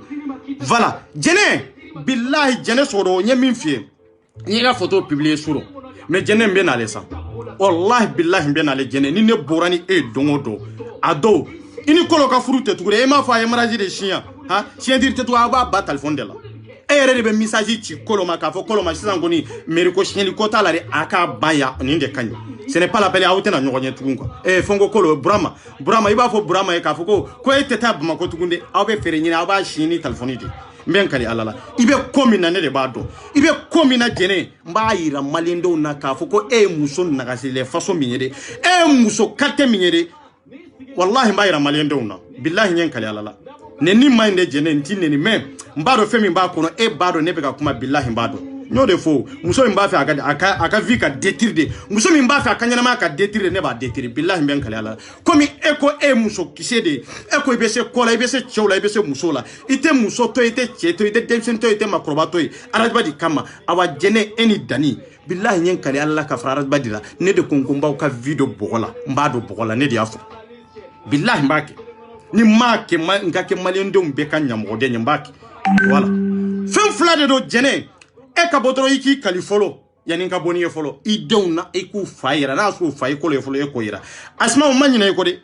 n ye debi lancer n k'i ka bɔ de i k'i kali n'a y'a sɔrɔ e ni danni cɛnimuso a ma tɛmɛ aw ni ɲɔgɔn cɛ n t'i kɛlɛ fɔ ka diɲɛ wuli i dɔw k'u kɛlɛ kɔnɔ nin de don c'est-à-dire mɔgɔw n bɛ n'ale sa muso minnu bolo k'a fɔ n tɛ s'u ma n bɛ s'aw ma ɲa b'aw bɛɛ la kelen kelen mais n bɛ kana dɔɔni dɔɔni mais ni nana don o don dɔ b'a ka fini fili a julangolo bɛ yala wallahi n bɛ n kali ala la muso dɔ de b'a ka fini fili a julangolo bɛ yala ni yiri kɔnɔ ye i b'a ɲininka ko mun de kɛra a b'a fɔ ko non k'u ka taa 24 ɲini ka na billahi n bɛ n kali ala bon bɛ n bolo ni y'o ti don o don maliyɛn dɔw b'a dɔn ja ne yɛrɛ ye mɔgɔ naso min yɛrɛ i bɛ n'a dɔn de la k'a fɔ ko ja ne yɛrɛ bɛ ka hinɛ min fɔ ko hinɛ tɛ ne dusukun na de parce que n bɛ k'i pasante n bɛ ka n pasante ni n yɛrɛ bɛ ne yɛrɛ sɔn jɔ ta a b'a tɔ ja ka taa fɛ de quoi voilà parce que n bɛ mama min na sisan hinɛ bɛ na dɔɔni dɔɔni mais en tant que mɔgɔw bɛ ka digi n kan n k'a kɛ tan n ka sabali ni n yɛrɛ bɛ ne to la énervé ka taa de parce que don dɔ la dɔrɔn n yɛrɛ bɛ exploser ni n yɛrɛ ye dɔrɔn n bɛ fɛn n kan ka bɔ ni fɛn min ye dɔrɔn n bɛ bɔ n'a ye parce que n tɛna mɔgɔ lamɛn parce que mɔgɔ tɛ bɔ ka tiɲɛ fɔ n'aw tɛ bɔ ka tiɲɛ fɔ aw tɛna ne de bolo i ni box kɔnɔ nin dabila e tɛ se ka bɔ réseaux sociaux kan ka kuma e tɛ se ka bɔ cɛw ɲɛna ka tiɲɛ fɔ e tɛ se ka bɔ musow ɲɛna ka tiɲɛ fɔ mais i bɛ se ka na ne kɔni fɛ i ni box kɔnɔ k'a fɔ i bɛ na ne nɛgɛ non ne tɛ nɛgɛ n b'i lamɛn ani n bɛ baara kɛ n'i ka hakilina olu tɛ kelen ye dɛ awa a ye bɔ a ka tiɲɛ de fɔ n'aw tɛ se ka tiɲɛ fɔ kɛlɛ k'a dabila aw kana na ne de déranger ka i ni box kɔnɔ a bɛ ta c'est ça n ka kuma bɛ nin yɔrɔ de kan n'o tɛ ne taw bɛ n bolo dɛ ne t'a bila cɛ kama n t'a bila muso kama i b'i ta fɔ dɔrɔn ne b'a f'i ma ko n bɛ tɛmɛ ni n sen fila ye dɛ mais ani est ce que e ye min fɔ ne n bɛ da la e ye min fɔ ne ne bɛ baara kɛ n'a ye fo ka diɲɛ wuli n tɛ baara kɛ n'a ye parce que n b'a dɔn e tɛ se ka bɔ ka tiɲɛ fɔ n'i bɔra ka tiɲɛ fɔ don min o don na ni ko kon min dabla mba dabla mais ma se ka fo kana tie fo aw nyana rejo sosoka e bana ne fo il boxula e doni ne e balma ne e tere ne e kan baga ne donc ne tumbe ne do me e tumbe rojme i tumbe le lenki to do me e tumbe rojme le lenki kanu be la ne be na ne fe il boxula ni le lenki kanu bi la ibe bode ba fo min be ka kele lenki la manga ka ke ni a on ya rasbari attaquer ama attaquer fulaw on ye tle sabake on be boka kuma ni nunu ya rasbari attaquer bonya kono karama kono malien be bodo a video ma supprimer ibe mais anya ke munde kama anya yurula de anu tekele nyanga dini to tableau tekele nye anya ke ninde kama non te sirante barabalite mais nya bala tête dabla fo mo yede ba on defa anyire bora ka kuma kanga minki anankanga mununke ambora nan fanga ananka kodo nanga kalanye ka yurula ka fo ko fentu bolo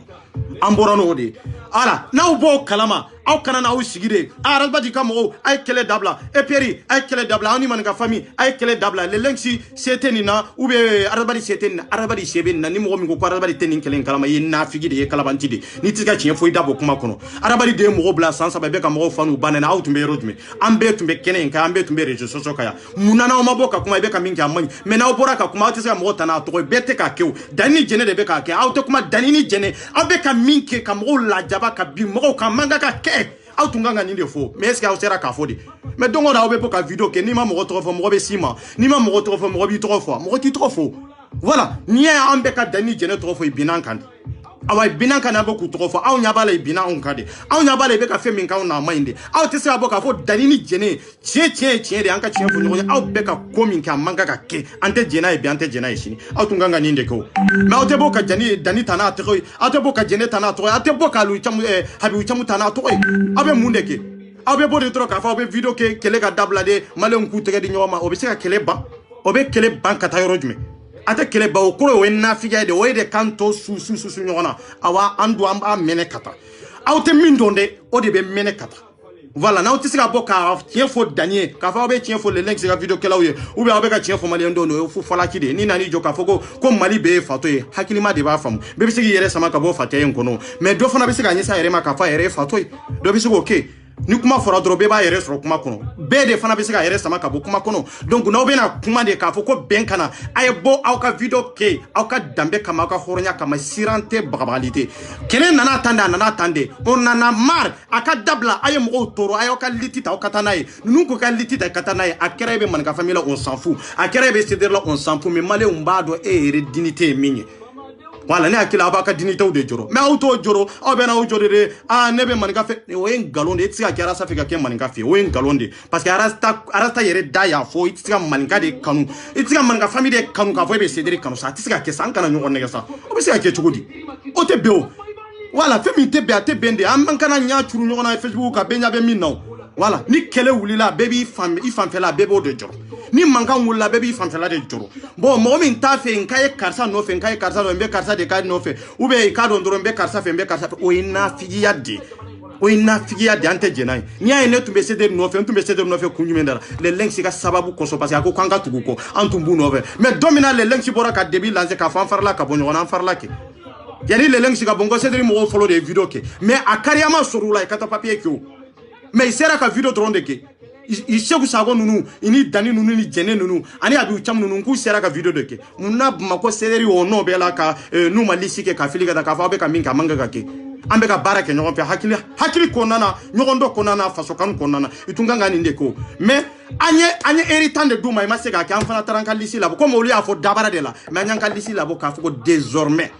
anu te barake nyogon fe awa foka djewuli har na nyogon soro mali ko de la ibu par amba par ante barake nyogon fe foka djewuli parce que kafir islami manga ka barake nyogon fe ni kafir islami manga ka barake nyogon fe comme olu be ka kuma islami ni kafir yorola bon ni yorola amba ira cedri maula ka foko islami tawla dine tawbolo har na asra ye saliba odi awi jahilude har na asra be salika sude kata hijimaka wallahi awi kafiru ya awi islami nafiku da awi mushriku de parce que mushriku de be jenia ke mushriki de be bagando a sena ale de be bagando a cheksela mushriki de be tafe ale de bo sira tegela donc awi mushriku de awi kafiru de awi natiska ke kelenye billahi hari frawna kafsana awi momin tesi boka tien fu nyona adama dewnye ka fo ebe sira mogoni fiu denye etese ebe sira mogoni fiu de kinye jo alala e islamiyewa chama mbe sali kani jore jo ka unye islamiye je reper ni fembe kel ngalo ante kelenye amma sunya ka ke kelenye e per kelema bo seder kono non ama bo seder kono man ka fami kelema bo seder kono am bena antumbe jokulu dore kono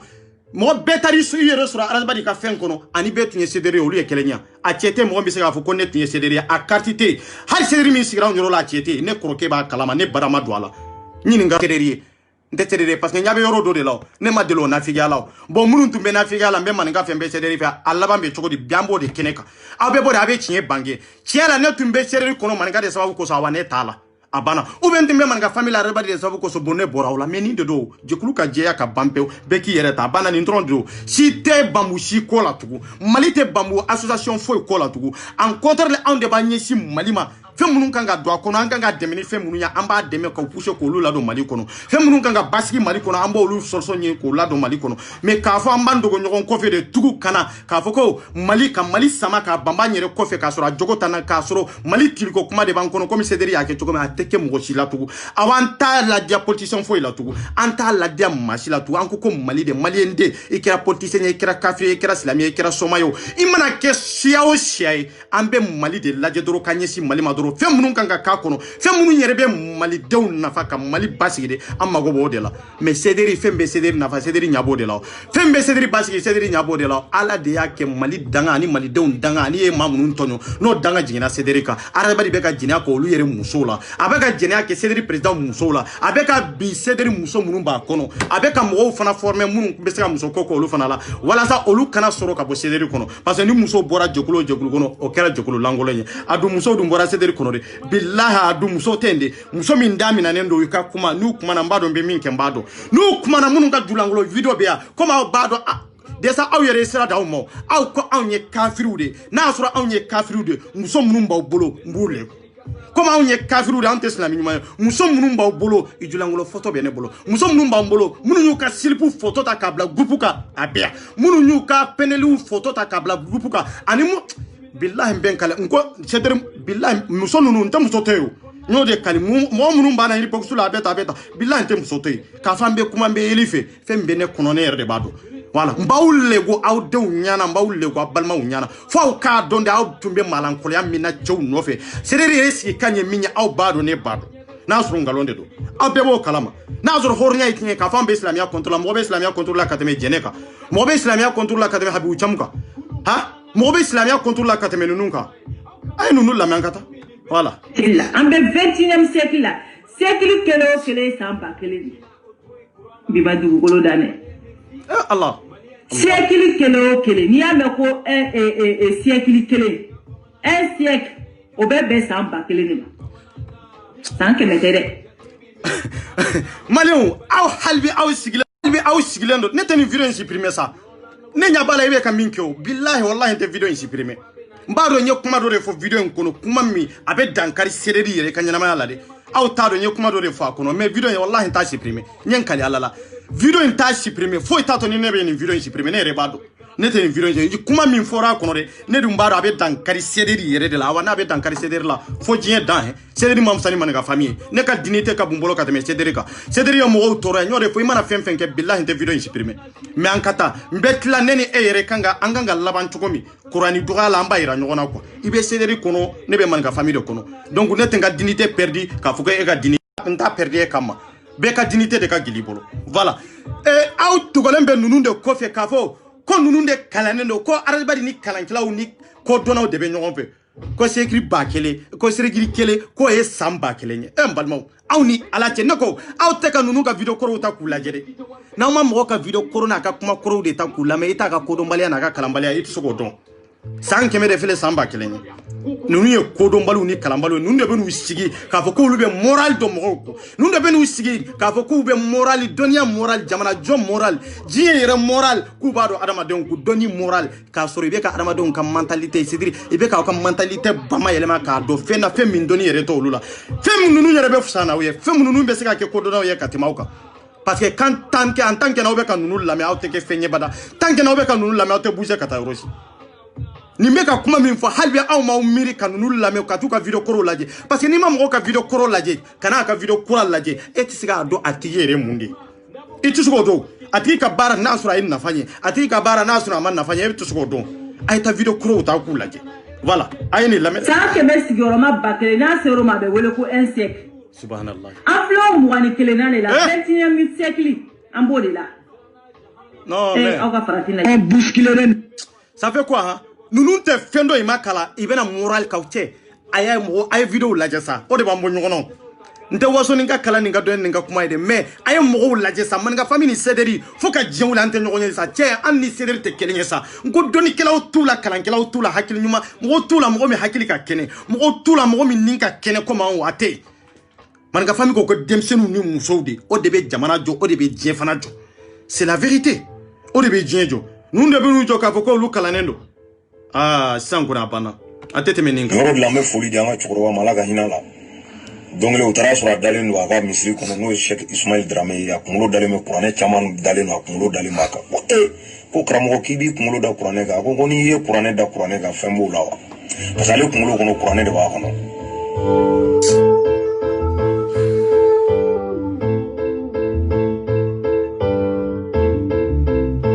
Mayou wallahi billahi ha ben kali alala mansa min be dali ke na be fagali mana be fagali ke malion ay ni lame est-ce que Qur'ana kabu nunun bolo est-ce que ala yere ka dine kabu nunun bolo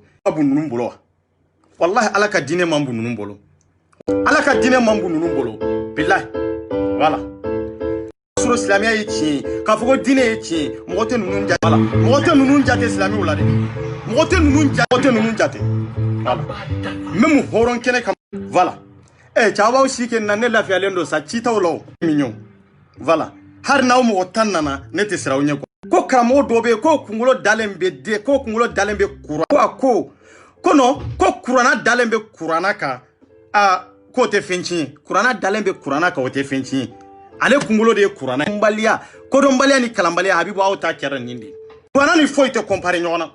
kurana ni faut te comparer e sona ka fo kurana be kar Qur'ana ka okoro ere etigelembe Qur'ana la etigelembe ala ka dinela billahi e dalenta ala ka dinela horonya kuno dambe kuno e dalenta la na soro e dalen bala billahi ete nin kuma fo na soro e hadisa kala ka fiqhu kala ka ala ka Qur'ana kala ka do habibu kuma min be ka bo edda ka fo e islami nyumande e be ala ye sidiri ala yere ka limaniya na ka kelebanta be fo kitabu kono chugomi atohidu kono chugomi abe fo fiqhu kono chugomi abe fo Qur'ana kono chugomi eta fo ko mawere ka kungulo da Qur'ana ka ko Qur'ana be minye Qur'ana durushi o de taka gele kateme adalen be minka orke aya kala ka bo fe min kono kungulo dalen bo de ka e mo fsani ala yewa e mo fsani Qur'ana yewa e mo fsani ala e ma fsani nunun be yewa est-ce que obe jiye kala ma est-ce que obe ko de ba awla voilà donia tawlaw. Donc nous donnons là quoi, c'est très important. Billahi nyankale alala. Ay gere doni kila wala, doni soro. En tant que na ma kere doni kila wala, abe to ni kunfinya ni malankola ende kono. Aw tise kana u jode aw ka u yere ke islamu yo kasra u te islamu ye dabarala. Kana u ye kuma ba fola u ye kasro seta u ye dabali taw ye. O tise ka ketugo. O de bana aw be OK. Mais ka fa be ngalon de tike malien de unyi. Billahi ambe boka be décortiquer. Voilà, anata. Avec qui kali Qur'an la islamu. Voilà. Silamia kono ankangan kali fenda madama udela ankan kali Qur'ana la ou ambe Qur'ana ta fana kalili saba de ba no fe e ko koni mo minyi kali Qur'ana la ko islamité ah donc malika islamia be tuko di ube jiere ka islamia e obo islamia kono jumende islamia islami kangi kali mundela ankangan kali boli de la ube ankangan kali jode la ankangan kali mundela ube ankangan kala fana mbade la islamia kono ankangan kali fenda madama udela ankanga Qur'ana de ta kan kali wallahi billahi tallahi islamia kono islamia ka kali beninde e ko ni mo minyi kali Qur'ana la ko islami ute aw du sederi mawde nana usigi réseaux sociaux ka kali Qur'ana ka kali hadisa ka kali fiqhu ka kali ala yere toka ngalonka jeneyaka o ete habibu aw ye mumu na sonde mba fe ka onyi ngana so aw ye mo kalte nyo fo malende onye doro mo mi kali Qur'ana la donc ni ndebe islamia contrôle la nous ndebe islamia contrôle la kateme awunka en contre le comme aw baka aw yere majamu kata islamia la de aw debe islamia yere contrôle la jugu folo mi be islamia la o ya odi namima folo mi be islamia kono o ya odi now ye namima unyini now ye jahilu unyini ka jahilu unyini nununde do wallahi nunde annabineu namime munumbe de nununde do wallahi harab jahili kapsani nununye bila hari firawna minyat leke alabi ya fa firawna makateme nununka billahi nyankali alala firawna mani fode firawna koni de la ka fo ko ale yere de alay firawna de la ka ninfo mais firawna ka fo ko ibi kali Qur'ana la ka fo ko chinyete firawna baro Qur'ana e chinyedi firawna bo kalama abaro kitabu mindira Musa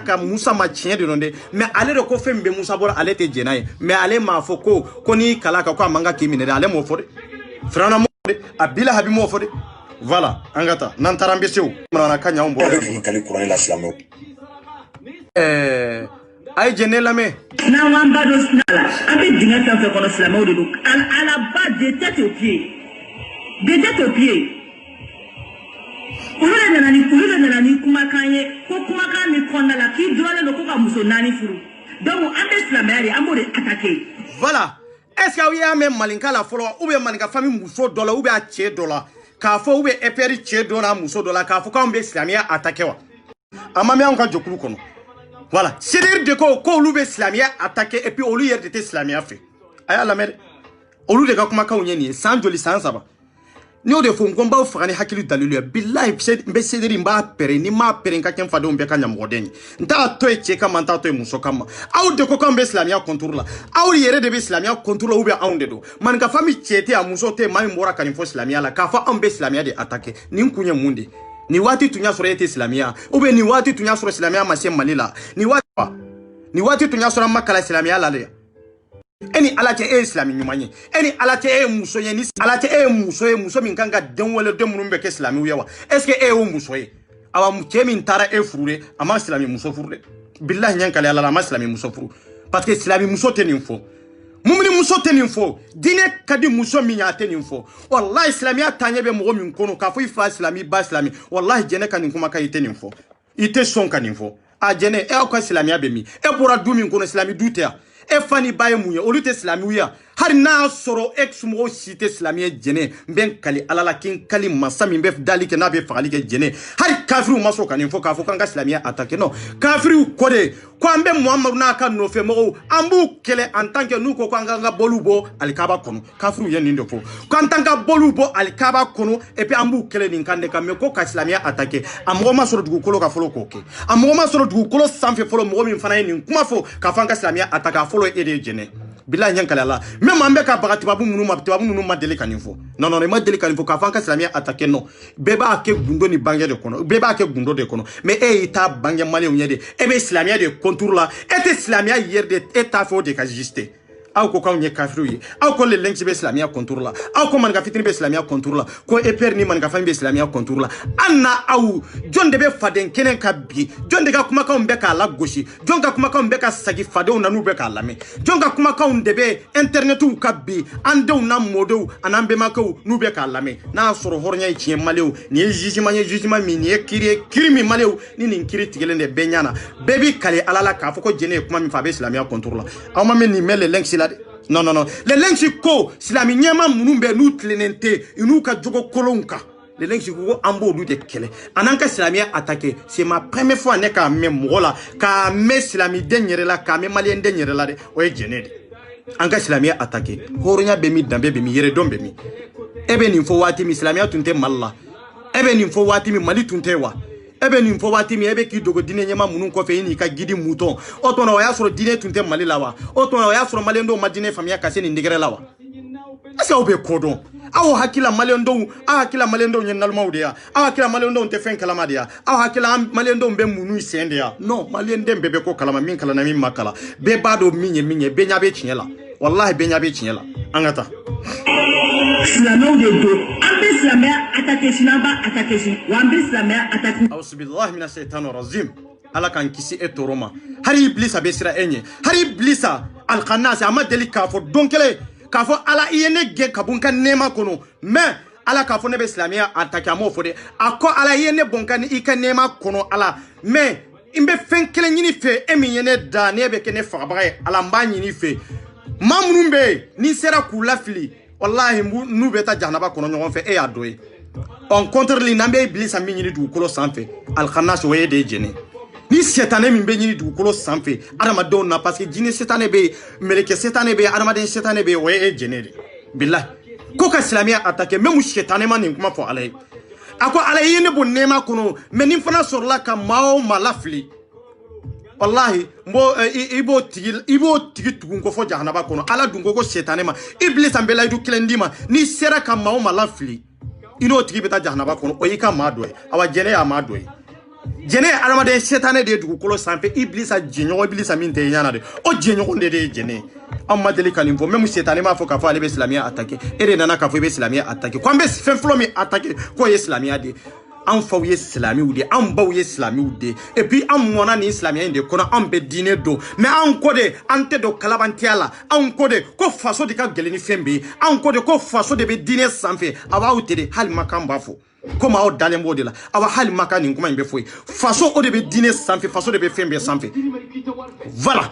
o de bɛ fɛn bɛɛ sanfɛ o diyara mɔgɔ ye o de don o ma diya mɔgɔ ye o de don e bɛ jamana minnu kɔnɔ yan contre la an minnu bɛ Faransi yan bɛɛ b'a dɔn Faransi yɛrɛ sigilen gouvernement de bɛ fɛn bɛɛ sanfɛ i bɛ se k'i ka diinɛ pratiquer ka taa n'a yɔrɔ bɛɛ la mais i tɛ se ka mɔgɔ si jagoya k'a ladon diinɛ kɔnɔ i tɛ se an ka tiɲɛ fɔ ɲɔgɔn ye an ka taa ka bɔ yan dɛ voilà a y'a lamɛn an ka taa voilà ni ye silamɛ t'i ka wajulu kɛ i ka t'i ka kuranɛ jigi i ka bɔ kɛnɛ kɔnɔ kafiri de ka kɛnɛ bɛ kafiri kɛnɛ de bɛ Allahu akbar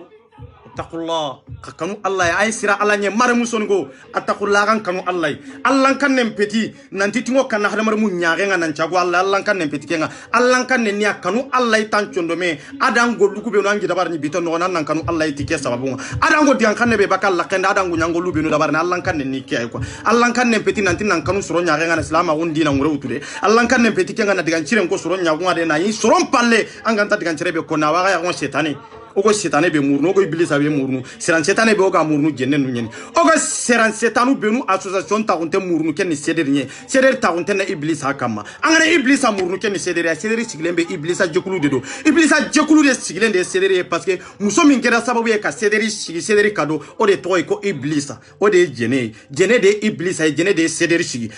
fana sigilani jene ka hakilina de o de ko wallahi ko abi islamia de attaquer abe islamia attaquer sans saba chete mo min kuma na kanin kuma fo musote mo min bora kanin kuma fo morite almamite mo min yenin kuma fe me malien dembe ya me kelenkele mais itise ka farnya kanin kuma fo itise ka boka kuma nin ka munde do ibe sira nunu ka dabara nye kana tu ka vie privée ta kana bla réseaux sociaux ka nga ontede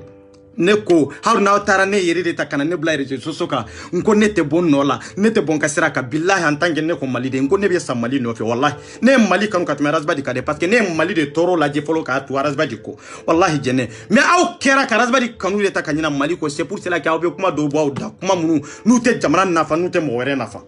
ego ko be islamia attaquer malien ego ko islamia yere te dinenye malien aye jene me aye abibu chamume aw yere ni alache nunun de ba fo ko man ga famille islamia aw ye islami de wonyo ante islamia aw be islamia matrafa ka temen nunun ka wallahi ben kali alala en contre la amba fo de mamnu be nu be kam manana ko ke itse fo ka fo islami nyumanyeza ka fo ko ebeta jeni je nyondo muso isa atisi ka ke sa janka na nyogon negesa o mu islamia no golenye sa anka chien fo nyogonye ni islamia nyumanye kana tse i jonyo muso surtout ka barakila muso la je ka to ensa ni ambe ka rasbadi kelena ka duko kolonye abeka ke wale mununke ambe ka bonuye islamia ide ya fo an kana jene akila an kana sutura arabadi yero fo jene akila mi mana mi to te fo ni jene akila te jom mana mi to te fo ni jonte kalabanti mana mi to te fo ni kalabanti te jene ete fo ni kafiri muso te ni setani muso ni blesa muso te e ode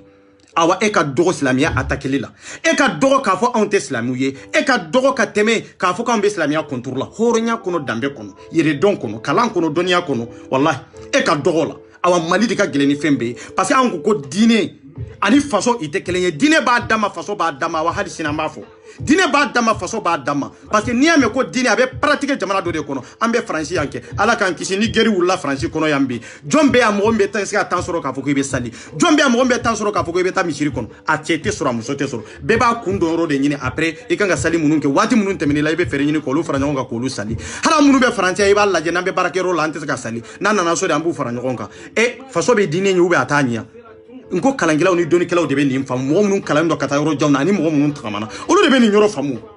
olu de be ni nyoro famu jene mais e ka fi ma frita fridi quoi e te islami muso e billahi nyen kala alala eni habibu chamude tunganga furu nyoma eni habibu chamuni arajbadi de billahi habibu chamuni arajbadi be je muso kala nyen kala alala awa habibu chamuni jene wallahi bisa ko sugu be kenyo konfe bese jene tetiki kali ka fuko ma tema ni dani che na asuru muso de ko horonde do ko aka furu kono sutura aka furu kono donya tay jene e ka bombe la yudu dima be ki kali quran la ka fuko ko dani ma deli ka dani e folo ko ma deli ka tɛmɛ ni dani cɛ i tɛ se k'a fɔ wallahi ni kalala ni kuranna min danga fɛn bɛɛ ka kɛ nkalon ye kana kɛ komi vanu ninnu y'i bila i ka bɔ cogo min kana kuranna ta dɛ ka kuranna min i tɛgɛ ka kuma dɛ i bɛ kuranna de ta k'i tɛgɛ da kan k'a fɔ ko wallahi billahi tallahi depuis ni mankan in wulila depuis révolution wulila fo bi dani ma deli ka e woro ye n'i y'o fɔ don o don jɛnɛ in t'i kɛlɛ e ka kuranna ta i ka n'i sigi maliyɛndenw ɲɛna e k'i kali nin na e kana n ye layidu d'i ma de e ka kuranna ta k'a fɔ ko dani ma deli ka e woro ye surtout ka dani ye an bɛ kow kalama de an bɛ kow kɔnɔ an bɛ kow kalama de hali n'an ni kow ka jan an bɛ kow kalama de voilà n'aw b'a ka lagalagatɔya n'a ka kunfinya n'a ka kalanbaliya la aw ka kodɔnbaliya la a y'a kun ta ka bɔ maliyɛndenw kan surtout an maninka famille an ye bɛɛ de respecté bonya kɔnɔ karama kɔnɔ awa an t'an to mɔgɔ si bolo mɔgɔ min bɛna an dɔgɔya an t'an to mɔgɔ si bolo mɔgɔ min bɛna a sago kɛ lɛlɛnkisi la tugun o banna aw dogolen bɛ mori minnu kɔfɛ dɛ aw y'u ɲininka mori ninnu dalen b'aw na ka tɛmɛ aw kan hɔrɔnya kɔnɔ danbe kɔnɔ parce que an ma deli k'a fɔ an bɛ silamɛya attaqué hali n'an ko aw dogolen bɛ mori minnu kɔfɛ k'a fɔ an b'o olu moriw attaqué hali n'an y'o kuma fɔ mais est ce que an delila k'a fɔ mori ye k'a fɔ i ye kitabu min kalan k'a fɔ an b'o attaqué non an m'o fɔ parce que an b'a dɔn kitabu in tɛ mori in ta ye morikɛ in ta ye an b'a dɔn kitabu in tɛ alimami in ta ye donc kitabu in bɔra yɔrɔ min o ye tiɲɛ de kitabu in ye dalila de mais ka se ka kitabu in kumakan nɔgɔ jɔn de don mori ni alimami minnu b'an bolo olu de bɛ kitabu in kumakan ta ka transformer k'a yɛlɛma k'a kɛ fɛn ye fɛn min an t'a si dɔn c'est pour cela k'an ko an bɛ alimamiw de kɛlɛ i ka jogo kolon kan an bɛ moriw de kɛlɛ i ka jogo kolon kan an bɛ silami nafigiw de kɛlɛ i ka jogo kolon kan o n'an bɛ silamɛya contrôle olu ye kelen ye olu tɛ kelen ye e b'a dɔn e bɛ fɛn min kɛ i ka so kɔnɔ ni ɲuman de don ni juguman de don n'an bɛ ka min fɔ ni tan de don ou bien ni tan tɛ awa e ma deli ka ni ɲɔgɔnna fɔ k'a fɔ ko ka silamɛya attaqué an n'an ka kafiriya an n'an ka salibaliya an n'an ka hijuntanya an n'an ka sunbaliya c'est-à-dire an n'an ka fɛn bɛɛ lajɛlen ɲɛnamaya kɔnɔ an ma deli k'a fɔ ko silamɛya ko tiɲɛ de tɛ ko silamɛya ko an b'a attaqué an ko min bɛ ka kɛ Mali la i bɛ ka min fɔ ɲani ou bɛ ka bɔ ni sira min yan ko de tɛ tiɲɛ mais k'a fɔ ka silamɛya attaqué a fɔlɔ ye e de ani k'a fɔ ko kuranna tɛ tiɲɛ k'i kali kuranna la k'a fɔ ko tiɲɛ tɛ wallahi o sɔrɔla sederi maaw de la o sɔrɔla arazibaji n'a ka génération de la anw ni ninnu bɛ se ka kɛ kelen ye ninnu bɛ se k'a fɔ ko maninka famille tɛ association ɲɛnama ye ninnu bɛ se k'a fɔ k'an musow ninnu bɛ se ka n'u jɔ réseaux sociaux kan k'a fɔ k'u bɛ maninka famille ou bɛ EPR lagosiya ou bɛ ka maninka yɛrɛ lagosiya non olu tɛ se olu ka dɔgɔ a y'a lamɛn ka taa a ye kafiri muso jahili muso de sɛtanɛ muso namima muso a y'a lajɛ a y'a lamɛn ka taa voilà ayiwa o de fɔra an tɛ yan ka mɔgɔ ka kan an fɛ aw ɲɛna ko aw kelen de bɛ se sitanɛ denyako la voilà c'est ça ala y'aw da mɔgɔ si ma bigi ni kaye aw bolo maliyɛn dilan usine tɛ yen ala y'aw dan cogo min na ala y'aw dan ten donc aw ni hɛrɛ ka kan aw ni bɔnɛ de ka kan voilà aw de y'a to an ko aw ye namimaw ye aw ye nafigiw ye anw de ye nin kuma fɔ an ko mori minnu sigilen don n'u bɛ ka balo anw aventure u ka nafolo la ou bien an fa kɔrɔ n'an ba kɔrɔ minnu bɛ yen est ce que mori jumɛn de bɛ alimami jumɛn de bɛ yen i bɛ baara jumɛn de la entreprise jumɛn de b'u bolo a tɛ yen ni gouvernement tɛ baara la société t'u bolo i ka société ye jumɛn ye an minnu bɛ dɔrɔmɛ bɔ ka taa d'u ma i ka société ye nin de ye an k'o bɛ ka balo maaw de joli la kuma bɛ nin yɔrɔ de kan jɛnɛ mais bi aw nana anw kɛ kafiriw ye bi e nan'i jɔ ko silamɛya ka attaqué e ye nin fɔ waati min n ko tun y'a sɔrɔ an ka di mais aw ma nin kuma fɔ de an n'an ka ko bɛ an ma nin kuma fɔ bilahi anw ye min fɔ i sɛgɛrɛ o kuma kelen na yan parce que olu ni balo ka kan anw ni balo man kan kuma bɛ nin yɔrɔ de kan yala o anw de ni baara ka kan an ka moriw ni baara man kan wa yala silamɛya ko alimami ka to misiri dɔrɔn de kɔnɔ wa anw k'a ɲini ka taa dama silamɛya ye nin de fɔ silamɛya ma nin fɔ anw ka kuma bɛ nin yɔrɔ de kan c'est pour cela que kelen n'a taacogo a n'a kɛcogo a n'a fɔcogo de don n'aw nana k'a fɔ aw bɛ kuma de bamayɛlɛma nkalon tɛ siri lɛlɛnkisi la yan surtout maninka famille surtout EPR bilahi olu dɔrɔn tɛ dɛ maliyɛnden ɲuman mɔgɔ ko faso n'a bɔra ka nkalon sira la ne b'a tigi dɛfa wallahi fo n'a ta ma sɔrɔ n bolo n b'a tigi dɛfa muso fara cɛ kan bɛɛ de bɛ se ka da dɔn mali ko in na minɛ aw tɛ se ka maa si bɔ malidenya la aw tɛ se ka maa si de bɔ silamɛya kɔnɔ aw tɛ se aw ka dɔgɔ silamɛya tɛ mali dɔrɔn ta ye silamɛya nana diɲɛ bɛɛ de kama n'a nana diɲɛ bɛɛ kama jɔn de bɛ se k'a fɔ ko karisa e tɛ silamɛya diyagoya karisa de ye silamɛya jɔn bɛ se k'o fɔ mais i ka jogo kolon min i mana kɛ o de bɛ f'i ye i ka malankolaya min i mana kɛ o de bɛ f'i ye nka aw ko anw tɛ silamɛya ye nka bin b'i ka kafiriya n'i ka setanidenya n b'a yira maliyɛndenw na an ka taa o b'aw ka kuranɛ yɔrɔ min na i nan'o ye a k'o dan k'o ye k'a firi mɔgɔ langolo faden fa ka dɔgɔ ala ye ka hinɛ banna kana to asubillahi mina shaitani rajim an ka setani magɔn k'a magɛn ka bɔ yan kɔ e ko a bɛ kuranna yɔrɔ min na i ko yɔrɔ tigɛ k'a fili i ko yɔrɔ tigɛ ka bɔ a la est ce que setani fɔlɔfɔlɔ tɛ e ye wa jahanaba fɔlɔfɔlɔ ka maa laɲininen maa min taara yɛrɛ kɛ jahanaba maa ye k'a yɛrɛ kɛ jahanaba muso ye jɛnɛ o ye de et ti se ka mɔgɔw tɔɲɔ k'a fɔ ko e bɛ lafiya jɛnɛ e ti se ka mɔgɔw de ka vie détruire jɛnɛ k'a fɔ e bɛ lafiya ne bolo billahi tɛ e tɛ de aw mɔgɔ saba e o Abibu o ka taa fara Dani kan ka taa fara Arajibadi kan billahi aw tɛ lafiya ne bolo n y'o de fɔ n ko tɔw b'u yɛrɛ sigi k'aw kɛlɛ cogo bɛ ne de bolo ne de bɛ sa o la billahi hari n'aw bɛ bɔra ka video kɛ n b'aw ka video bɛɛ ta ka fara ɲɔgɔn kan k'a kɛ video kɛlɛ ɲɛ billahi parce que n b'a dɔn aw tɛ fɛn k'a kɔnɔ nafa bɛ min na aw tɛ fɛn k'a kɔnɔ fɛn min bɛ silamɛya dɛmɛ aw tɛ fɛn fɔ a kɔnɔ fɛn min bɛ jamana dɛmɛ aw tɛ fɛn fɔ a kɔnɔ fɛn min bɛ balimaw fara ɲɔgɔn na aw tɛ fɛn fɔ a kɔnɔ fɛn min nafa yɛrɛ bɛ adamadenw kan u bɛ sigi ɲɔgɔn ni balimaw aw t'o fɔ a kɔnɔ donc aw ka video ne t'i sigi mɔgɔ kelen ka video kama k'a fɔ ne bɛ kuma o kan n bɛ kuma ka mun de la fo ni nana kuma fɔfalaki fɔ mɔgɔw ye n'aw b'a fɛ ne ka nin dabila de a ye maliyɛndenw lajɛ aw k'an to yen kɛlɛ min aw y'a tigɛ aw dɛsɛlen kɔfɛ a ye bɔ ka tiɲɛ fɔ maliyɛndenw ye kɛlɛ min an y'a tigɛ maninka famille la an dɛsɛra i sera n'a a banna an bɛ kɛlɛ dabila nin de don dɛ nin dɔrɔn de bɛ se k'an fara ka bɔ ɲɔgɔn na nin dɔrɔn parce que n b'a dɔn prévu t'aw bolo anw kan daluya t'aw bolo anw kan foyi de t'aw bolo anw kan awa anw de falen don prévu ni daluyaw la aw kan aw ka ko bɛɛ a bɛɛ voilà donc an n'aw bɛ se ka kɛ kelen ye e ko Allah auzubillahi minash shaitani rajim nin de ye setane muso ye e min ko e fa silami i ba silami e de tugulen bɛ jɛnɛ nɔfɛ ko jɛnɛ bɛ jamana jɔ la e tugulen bɛ jɛnɛ nɔfɛ ko jɛnɛ ka hakilina n'i taara nin ka hakilina nɔfɛ awa i tɛ silami ye n'i taara nin ka hakilina nɔfɛ i ye jahili de ye n'i taara nin ka hakilina nɔfɛ ka tugu jɛnɛ ka hakilina de nɔfɛ ko sederi billahi aw ye musirikiw de ye et puis aw balolen bɛ musirikiya de kan aw balolen bɛ jɛnɛya de kan aw balolen bɛ namimaya de kan a bɛ fɔ dɛ billahi a bɛ fɔ voilà parce que anw ma nin fɔ n'anw de tun ye nin fɔ mɔgɔw tun b'a fɔ maninka famille kɔni ye min fɔ tiɲɛ de don mais anw ma nin fɔ dɛ hɔrɔnya a bɛ fɔ hɔrɔn kɛnɛ de kan mais ka hɔrɔnya kuma ka d'i ma i ma se k'a fɔ yan k'a fɔ i bɛ taa fɔ kɔfɛ e bɛ wele mun de ko ɲɛmɔgɔden e bɛ wele ko ɲɛmɔgɔden de awa an b'an t'a fɔ de an tɛ siran mɔgɔ ɲɛ voilà an ka taa sago dama kɛlen ɲɔgɔn sanfɛ ko aw b'aw mara an b'i fa neni k'i ba neni mɔgɔ tɛ kɛ ne ye voilà n y'o de fɔ n ko argument principal min b'u bolo k'a fɔ argument min yɛrɛ bɛ sɛrɛri bolo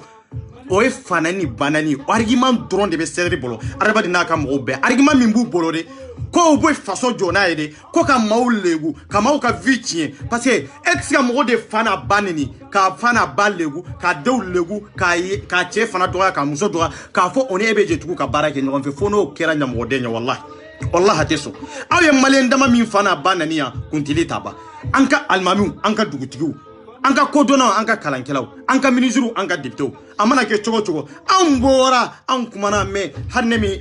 don kelen de ne dimina i bɛ ka kama mais maa fa n'a ba nin de n ye min fɔ n bɛ se ka saga la yan n ko a ma n'a taara i jɔ de k'a fɔ ko ale ta bila mɔgɔ wɛrɛ fa b'a ta n ko fɔ a k'a dɔn a fa ta tɛ kuruba a ba ta tɛ kuruba ani n y'a fa n'a ba nin olu tɛ kelen ye video bɛ a ma supprimer n y'o de fɔ a ye mais ani n y'a fa n'a ba nin olu tɛ kelen ye aw ye mun de kɛ fana ni bana ni bilɛ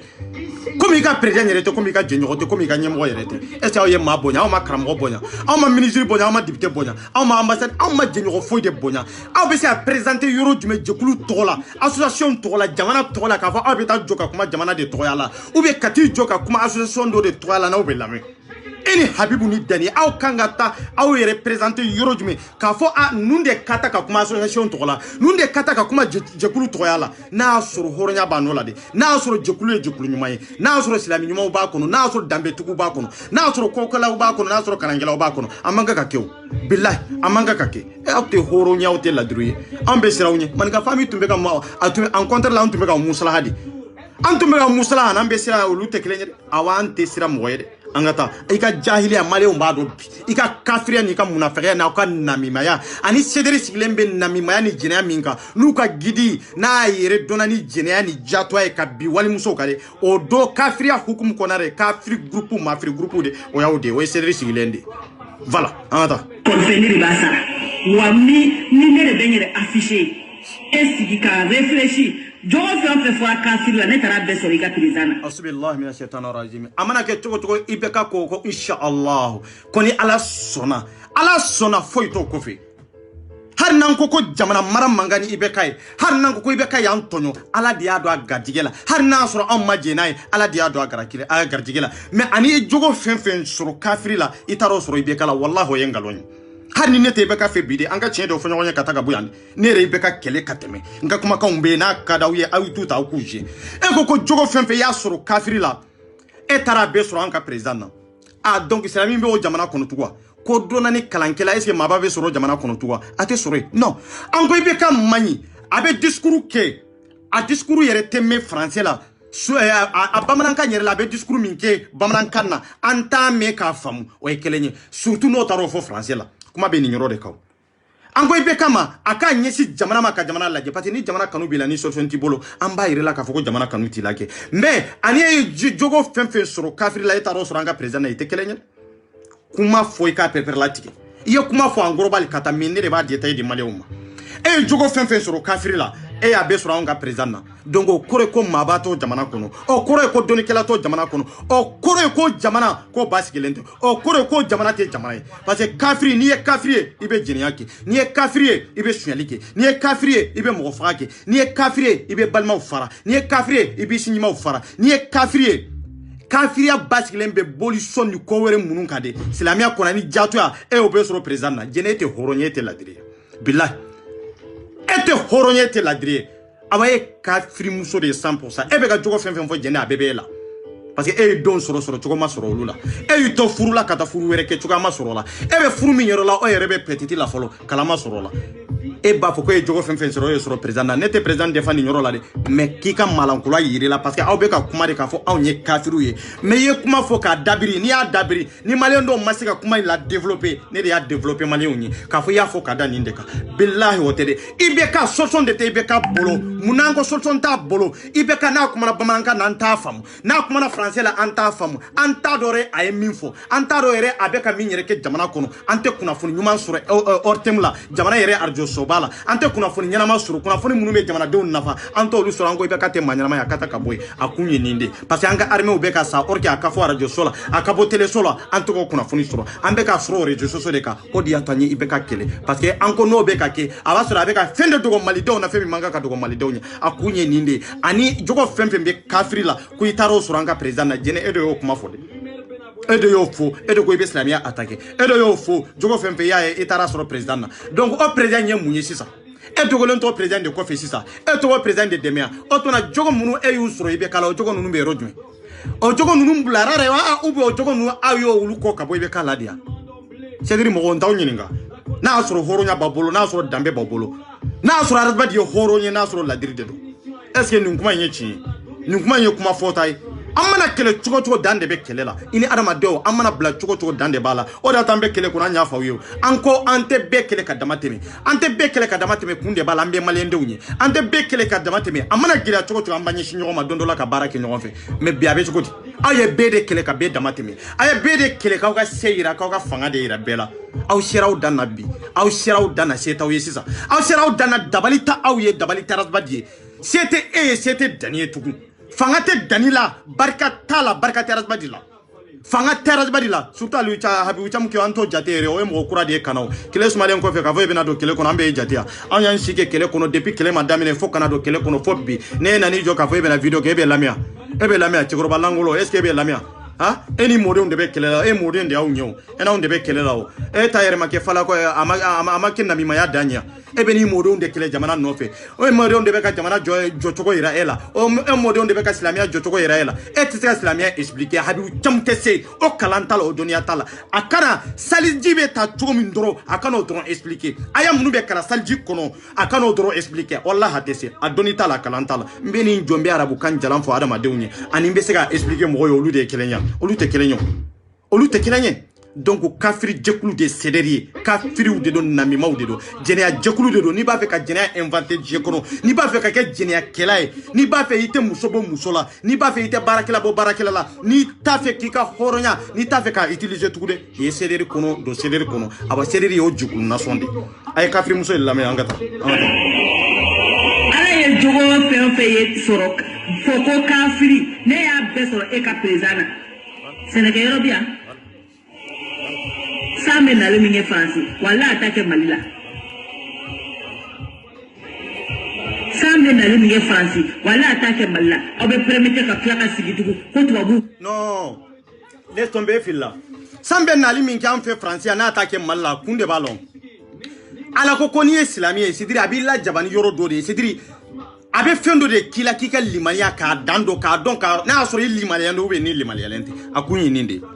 fenda mana umbe ni jene ya tiara dugukolo ga ala be barka bo dugukolo la e arasan nunde ma jene ya e ma association jigi ko seder ngo seder ye jene ya tonde seder ye jene ya association de obe dugu mina sambe no dugula obe jamana min kono jamana be hera soro obe jamana min kono obe basigi soro obe jamana min soro bembe no kono ateno kono jene ya association seder yere siglembe dugukolo mina sambe na ya ha bo sanna libaliya fana be yiru bolo parce que yiri tamante malila o fana be obeke o taira fana ka foko ko sambe kana français o kama no jati tola o sanna libaliya be fen fana bolo c'est-à-dire kungo kono fem munu fana be olu tamante malila tugu parce que ni tube yoro mina ni fo be yoro mina kungo kono fem be sambe na nunde kama sante na personnellement adama de kama non sambe na dantan fem de kama dantan fem munu be kungo kono ani munu be tama du kolo sambe ani munu be pan sambe na nunde kama non te sante na adama de nyede jadi kama non on de en contre on de be balo olu sababu koso parce que sanana ni sanana ambe seneke ambe ankanga fe mununda ambo luda no lu falena amba nyirela hineno oluye non te sans personnellement santé na adama de kama sambe na nunde kama fe mununte kuma onke choko fe mununte se akoke kuma onke choko sambe na nunde kama akera bagayo akera kunkono fenyo akera fempe sambe na nunde kama akera falfenyo binyo sambe na nunde kama adama de nyere ambe balo nunde nofe. Voilà, ambalo toko yere du kolo sanfe ambe ka wati munun ke ambe fendo fale ambe fendo turu na nyu turu ibe fale nu fale la amba yere la hinana akunye ninde parce que anyi sanna wati na tike wati do anyu wati do mais atena on kama en contraire abena olude kama mais sambe na francia abena francia anke parce que e kafiri muso bora malla kana francia vai e nana francia ankoni bo sambe na yankama parce que elube ka ebalo sambe na francia islami hake mimbora malila ube ka afriki jamana verela nube ku kan nafaga nube ku ka demba balo ya sambe na francia ni ndron kama hare alabu hinemine ni ndron kama islami aka boende hare alabe kafir nunu hinemine ni kama parce que en islami do nana ya ambe kan faula hiji ya na folo de la ambe ka baraki yande ambe ka ambe makeu ammoke nan do ambe ku lakana ya na folo de la parce que ambe barala yande c'est pour cela que sambe na ni fana kama o enema dodi voilà o enema do de kanyesi nunuma nga aundu ni ay sante na on fi hinata on fi ni ay sante na on fi makarita on fi ni ay sante na on fi balma farade be ni ay sante na on fi sinima farade be furusa de be ka jenyo muso no fo de be o jekulu e ceder ne no inventé malikon non te ni nyogo jene atunte malikono malen den tumbe malo ani jene malen de har ni fanani banani min tumbe malen tumbe malo anaye me ka ke paragata parawye ngo awde do awde na ni fanani banani awde na ni mo leguye anna obisika ke kelenya awbe dugumi na awbe jamana munga ni alama nyangata ni kasara la se abe hera la sewa ata la sewa voilà kafiri islam to be ala wele ko sa na fe ala te sanji ema kafiri ta welere abe sanji goluka voilà ko ala be sitane de fi voilà ko ala be setane de fe ninte setane iblisa musotenia ko ala be setane fe nyore fo le kuma awmana munu to do kuma be sagi karo le lensi ka kuma de kono parce que ko islami to be ala wele ko ala ti jabi me kafiri ti hare ala wele ko sambe na le lensi yo de fo ako abe ka islami min fo est ce ka jogo na ke wala yere bawlawa est ce que ngani ya yere bawlawa na bawla wallahi ni ko Allahu alim iba tani to kelenye ibe ikalla nyini ba fo wallahi ala bi deme soma toye morite baraki Allahu alimu ibe la nyini min dan ninka wallahi ala bi deme anga moru ni ya ubu shike ka jama faranjonga ka fo kanga ta kala wele kunde balaw parce que ibe ka fait min fo o jogo tula ibe ka fait min fo ite ka walia c'est ça la vérité voilà kafiri dunya kafiri kun kelende mais ete anami niami ko kafiri muso vrai ni timina jene ka ita soro mo mi ka fuko islamia kadiye iburuju be ka ke islamiu ye ka bo islamia kono ka bo dambe nyuman kono ka bo kabila nyuman kono ka furu nyuman kono wallahi ka lado nyuman kono akado istar nyuman kono wallahi kana jene furu ni dembora jene la wallahi way bara ni dembora jene la ube ni jene furu na joli do ni joli la dro c'est fini ika kabila ta tiana mbien kale alala angata ne be jamana mu kono shitane dugure mais ala ye fɛn bɛɛ d'u ma tout ala ye fɛn bɛɛ d'u ma mais ka silamɛw jɛ fɛn bɛɛ la aw ma sigi ka ɲininka ko mun y'o kɛ silamɛya attaqué sini an b'a attaqué sini wa an bɛ silamɛya attaqué u nɔfɛ voilà ni mun ye silamɛ t'i ka wajulu kɛ i ka t'i ka kuranɛ jigi i ka bɔ kɛnɛ kɔnɔ kafiri de ka kɛnɛ bɛ yen kafiri kɛnɛ de bɛ yen subhanallah kafiri kɛnɛ o de fɔra Maliɲɛw ko kafiri kɛnɛ ne bɛ taa ka bɔ yan parce que ne tɛ kafiri ye n tɛ don kafiri kɛnɛ fana kɔnɔ kan bɛ waati wɛrɛ Famadenw bɔra ka fantandenw to an jama ka ca mɛ mɔgɔ kun b'a la